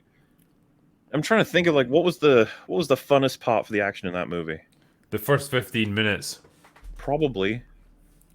Yeah, I still. And even that wasn't great. Yeah. Yeah. Most of the work was done by a broken machine gun. Yep. Fuck yeah, that stupid fucking scene. Why'd you have to ruin it? In my head, I was like, "Oh, the first 15 minutes wasn't too bad," and then I think about that stupid machine gun that just like killed everyone for them. Like, That went on for yeah, so long, and it's like the film was like, "Don't worry, it got all of them except the main dude and the scientist dude." It's like, oh, okay, so the only characters that they're still alive. I see. Okay. yeah. Cisco Castillo says, "Hey Drinker and crew, got to watch a pair of my favorite 90s movies the other day, and I wanted to know what you thought of them. The Replacement Killers and The Relic with Tom Sizemore. Thoughts?" Well, I don't think I've seen The Replacement Killers, but I've seen The Relic. And I liked it. I thought it was like a decent little horror action movie. So I quite enjoyed The Relic. I put it in the same vein as Mimic. For me, it's like kind of it's the same sort of same sort of style as Mimic. But yeah, I haven't seen The Replacement Killers. I don't know if you have. No, I have not. Okay. Tennessee Tism says Mueller makes Az play Gollum. Az makes Gary play Gollum. Gary makes everyone watch Indy 5. When will this cycle of abuse that Mueller started end? Hey. Also, hey, it's Fringy. Look at him go. Mueller, you're the core of all this abuse. It's not my fault, I swear. I was possessed. T1S says, "Where is Little Platoon? Is he safe? Is he all right?" I'm sure he's very all right, and he'll probably be on like the next open bar or something. Yeah. We can't bring him in every single week. He has other stuff to do, believe it or not. Rare Candy Man says, "For the whole panel, what side character in a series emerged as a dark horse that you actually liked? Also, Drinker, how can I be an extra in your production?" You can't. We've been cast already. I'm sorry, but yeah, side characters that we all liked from things. And When they say they're like a dark horse, do you mean like they're not very much liked typically, but that you like them? You could even interpret it as like they weren't written to be likable necessarily, but they just became fan favorites or whatever, or you like them generally. Jesse Pinkman. Well, Spike feels like the obvious choice. Bylar Crace from Farscape. Yeah, he was pretty cool. I liked him, and he went out like an absolute fucking boss. So yeah, I like that guy, and Scorpius as well. I actually ended up really liking him. And he's more of an antagonist than a side character, but that was another example, I think, of the actor did such a good job that they realized they needed him on screen more and more, just interacting, especially with Crichton as well. Oh, so good. So good. They had the fucking shoestring budget, but my god, they made some good stuff. Mm-hmm. I don't know if it's quite the same, but given that Krusty was originally meant to just be Homer, and then Krusty ended up being his own character, maybe I'll go with Krusty the Clown. He's one of my favorite secondary characters in The Simpsons. Fair dues. Fair dues. I think my favorite that came out of absolutely nowhere, just because the show made it so ridiculous, was, I can't remember his name, but in Kenobi, when they're coming out of the base and the guy gets blown up in the plane. The next episode, no one had ever seen him before, and then he just gets blown up, and everyone's like, "Oh, we're so sorry, this guy died." It's like, wait, you talking about Wade? You talking about Wade? And then everyone's like, "I love Wade. Wade was just the best character in the show." Wade's my favorite. Like, yeah. everywhere for a few days. I've got the best one here. Les Grossman from Tropic Thunder. Oh, legend! Did you Truly. I don't know if it was true, but apparently Robert Downey Jr. said he's interested in making Tropic Thunder 2 with Tom Cruise. I was like, fuck, that would be so good. I would legit fucking Like, love to see that movie. Tom, parody the state of modern movie stars, right? Like, because that's easy. That's what Tropic Thunder was all about, was making fun of loads of different kinds of very popular movie stars. Yeah. And then, of course, bring Tom Cruise's fucking action to it. Let Les Grossman, the character, end up, like, needing to sort out a contract in the middle of some fucking jungle. And he's there with a gun. Like, it's like, oh, it writes itself, please. But then again, you're like, wait. Should they though? Should they ever touch Tropic Thunder as an IP now? I don't think now you could do a sequel or whatever and do it I feel like justice. Tom Cruise handling it though, we'd have a chance, maybe. Maybe you'd have to get Ben Stiller involved, because he's been pretty unapologetic about like Robert Downey Jr. and stuff being in that. And yeah, I think if you get those guys back again with that same spirit, you might be able to make it work. I think legit my favorite moment in that movie was when Les Grossman's like on the phone to the terrorists guys that have got like was it Tug Speedman or something hostage? Yeah. And like he absolutely screaming at them how he's going to murder them all and like rain down like fiery napalm nuclear death on them, and then hangs up the phone and just goes, "Would you find out who those people are, please?" It's like, doesn't even fucking know who they are. They introduce themselves to Matt McConaughey as "We are Flaming Dragon," and then he goes, "I've never heard of your little agency. You think you can take my client from me?" I fucking love that film. It's so good. Okay. The toilet seat belt says, just finished Andor. Good lord, that was good. Just Skarsgård was unbelievable. Hell yeah, he was. They let him act in it. It's great. Yeah. Feeling Dangerous says, watching the Mission Impossible movies to get hype for Mission Impossible 7. They are such good fun. Hollywood should be looking into cloning Tom Cruise, because after him, who the fuck is next? It's a good question, actually, yeah. Therio God of Rage says, Tony Stark and Isaac Clarke talking engineering and picking each other's brains. Imagine how much fun that conversation would be. Hope you guys stay well. That would be fun. That would be nice. Well, is that different temperament? Yeah. Jim says, best part of Indy 5 was the Mission Impossible trailer. Every time the main theme played, I was like, motherfucker, you're not worthy of this. Yep. I'm pretty sure the first time it probably played is when he climbs up on top of the train, right? And I remember just thinking, yeah, I mean, what else are you going to play, you know? It's such a it's like it's just obligation at that point. It doesn't feel like anything. Yeah. Shadow Mist says, how does someone like Kathleen Kennedy person stay in the position they're at where they can do movies where they fail and yet they still stay within the industry? They have the power of vagina on their side, I guess. Kevin O'Neill says, remember when stories were allowed to end? Nah, I don't at this point because it's been drummed out of me. Everything just keeps going forever. Justin Pulaski says, hail, back with a Star Trek taste question. What series had your favorite handheld phasers? My first was the original series movie pattern. The second was Star Trek Enterprise pattern. I don't know. I think you might be asking the wrong panel on this one. I just know a phaser goes shooty shooty and vaporizes people. I like Darth Vader's lightsaber. Yeah. I'm going to say Wrath of Khan, because when someone gets vaporized in that, it sounds like a genuinely agonizing, like, torturous couple of seconds. You know, you actually get to hear them scream as they're vaporized, so yeah, I'll go with that. The one that inflicts the maximum amount of suffering. Lunatic Fringe says, I wish that Hollywood, rather than try to replace Indy with a female version, thank you, Kathleen Kennedy, they would put more effort into making a good Lara Croft. Well, Phoebe Waller-Bridge is now in charge of Lara Croft, so fucking good luck with that, man. I'm sure she'll be quirky and funny and different. Fuck off.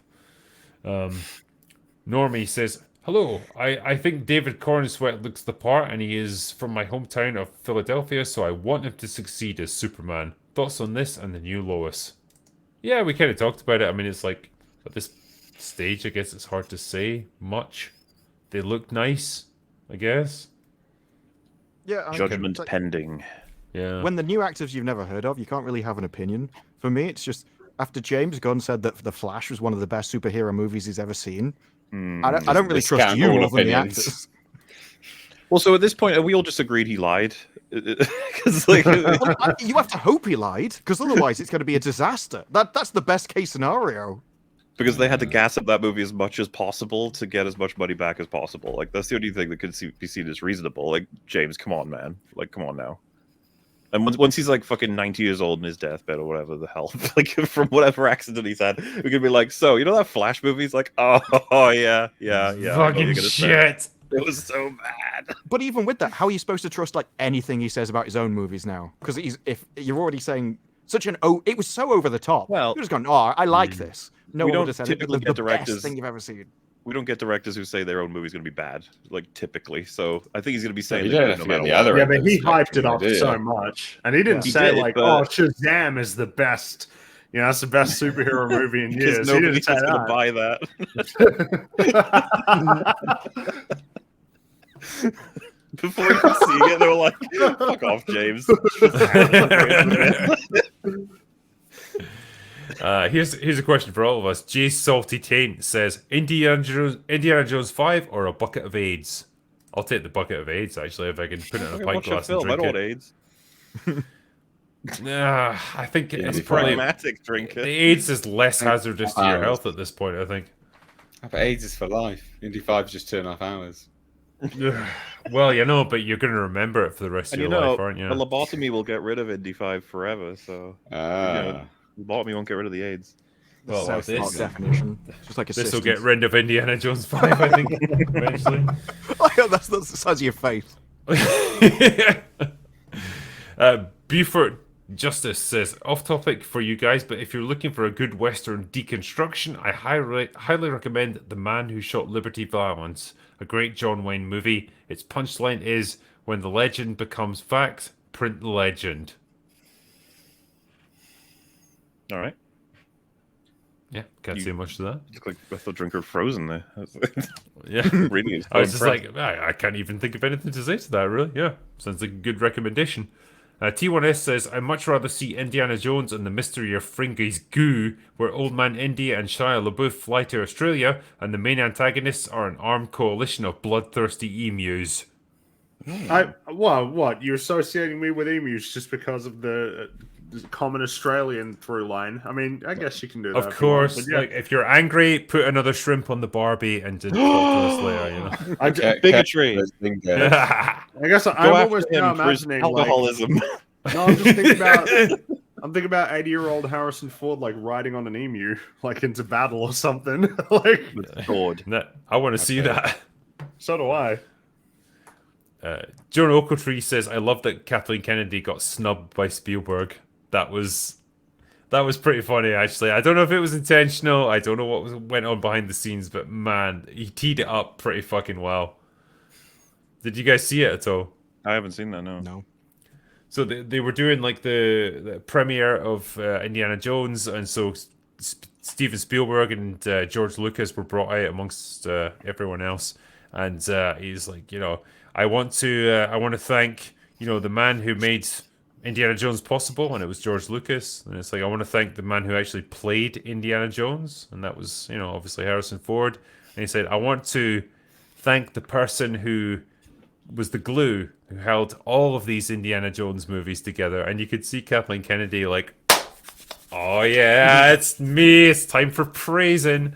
And then he's like, Mr. John Williams, the man who composed the score for all of the Indiana Jones movies. And it's like she just deflated in front of everyone. So I don't know if it was intentional, if it was a snub, or if it was just pre-rehearsed, but it was kind of funny. The lady who killed the franchise. Yeah. Hey. AVG says, have you seen No Hard Feelings, the Jennifer Lawrence movie? First half is funny as fuck. No, I haven't. Jennifer Lawrence, the first person who invented movies. No, I haven't seen it, and I kind of don't give a fuck at this point. It's interesting what you get though, because you know another. I can't remember what the movie was. First Indiana Jones, was it? That cost 50 million. That one cost 45. So the difference in now you get a rom-com for $50 million. How does it possibly cost that much just for a bunch of people walking around sets? Like, presumably there's no big like action scenes or anything. Maybe there is. Maybe that's the big subversion. Huge action scene. Well, yeah. I mean, Jennifer Lawrence, not quite the draw that I guess she imagines herself to be. She even gets naked in that movie, and that couldn't draw it in. Well, you got the fappening. Full frontal. Like, you Full frontal. You got Red Sparrow now. You don't need to pay to see it. T1S says, Mauler, as a person of long, POL, what was it that first started your uploading the Longman videos on a largely short supremacist platform? Everyone said don't do it. That's so weird. Just like, you idiot, why would you put out long videos? The algorithm, like, over the years has always benefited shorter, but long seems to be okay now. Like, you can do just fine doing long, highly edited stuff. A lot of people are doing it, which is neat to see, because when I was starting up putting them out, there was a lot less people around, but you'll find now, no matter what like thing you like games, films, TV, whatever, someone out there's probably made some 10-hour breakdown of a Pokemon game. It's out there. Hybrid says, I was talking to a co-worker who has the least critical and normie taste in movies and shows, and he told me Indy 5 was, quote, nauseating. Yeah, he's right. And Spencer says, off topic, but it's stuck in my head, Mauler and Friggy, have you considered covering dog soldiers for Halloween? Royal Marines find a pack of werewolves, good practical effects, and fun interactions. Amazing Oh yeah, film. Dog Soldiers is awesome. Free, have you seen it? I have not seen it. Ah, Well You then, guys should wait. definitely Don't worry, watch it. I will- You will love it. I'll fix that at some point, especially considering Okay. Free loved The Descent, so it makes enough sense. I did right? really enjoy The Descent, so yeah. But the thing is, this Halloween stacked up with 9 movies already, so Yeah. You know what? don't think we fit Dog Soldiers in. I had the director of Dog Soldiers and The Descent on my channel to do like an interview, like Neil Marshall. I could probably get hopefully I could try and get him in to do a watch through if you wanted with you, or he could like chat with you guys about it. Fucking, why can't you come as well? I can come, yeah, sure. I was just saying it might be interesting. It might be interesting to get the insight of the director of these movies while you're watching dude, them. absolutely would love to talk to him about The Descent specifically. I quite love that film. Yeah. All right. Well, we'll talk about it later. But Okie dokie. yeah. But yeah, I think we've done as many like super chats I think as we can do tonight. We will of course catch up on all of them if we've missed them this evening. But I want to thank you guys for sending so many of them to us, for being super generous as you always are. Appreciate it. Thank you to my awesome mods for doing the great work that they always do and keeping the peace here. And yeah, thank you to all my awesome guests that have come on tonight. I appreciate you guys for joining us this evening. I'll give you guys a second. Is there anything you want to make us aware of that you've got coming up in the near future? You want to plug or anything like that? Because the floor is open to all you guys. Dial of Destiny breakdown on EFAP Saturday. Woo! Yay! I don't want to encourage anyone to watch anyone talk about Dial of Destiny, so I'm not gonna. I got nothing for you. Alright. For me, Secret Invasion Episode 2 review went up today. It's a little bit late because I've been fighting computer problems for like a week now, but it's going to get sorted as soon as I build the next one. So, yeah, that is... The first episode was bad. The second one made me angry. So, I don't know where we're going to go for the rest of it. Nice one, man. Yeah, like for everyone else, I'm going to be on holiday for the next week or so, so we will not be doing an open bar next week. I'm very sorry about that, but yeah, I'm not going to be here. But before I go, my review of Indiana Jones 5 will be up tomorrow evening, and that will be the last thing I do for a week or so, and then I will catch you guys the following week, and I'll be right back into it. But yeah, I guess that's pretty much it. That's all we've got for today. So go away now. Bye. Boy, boy.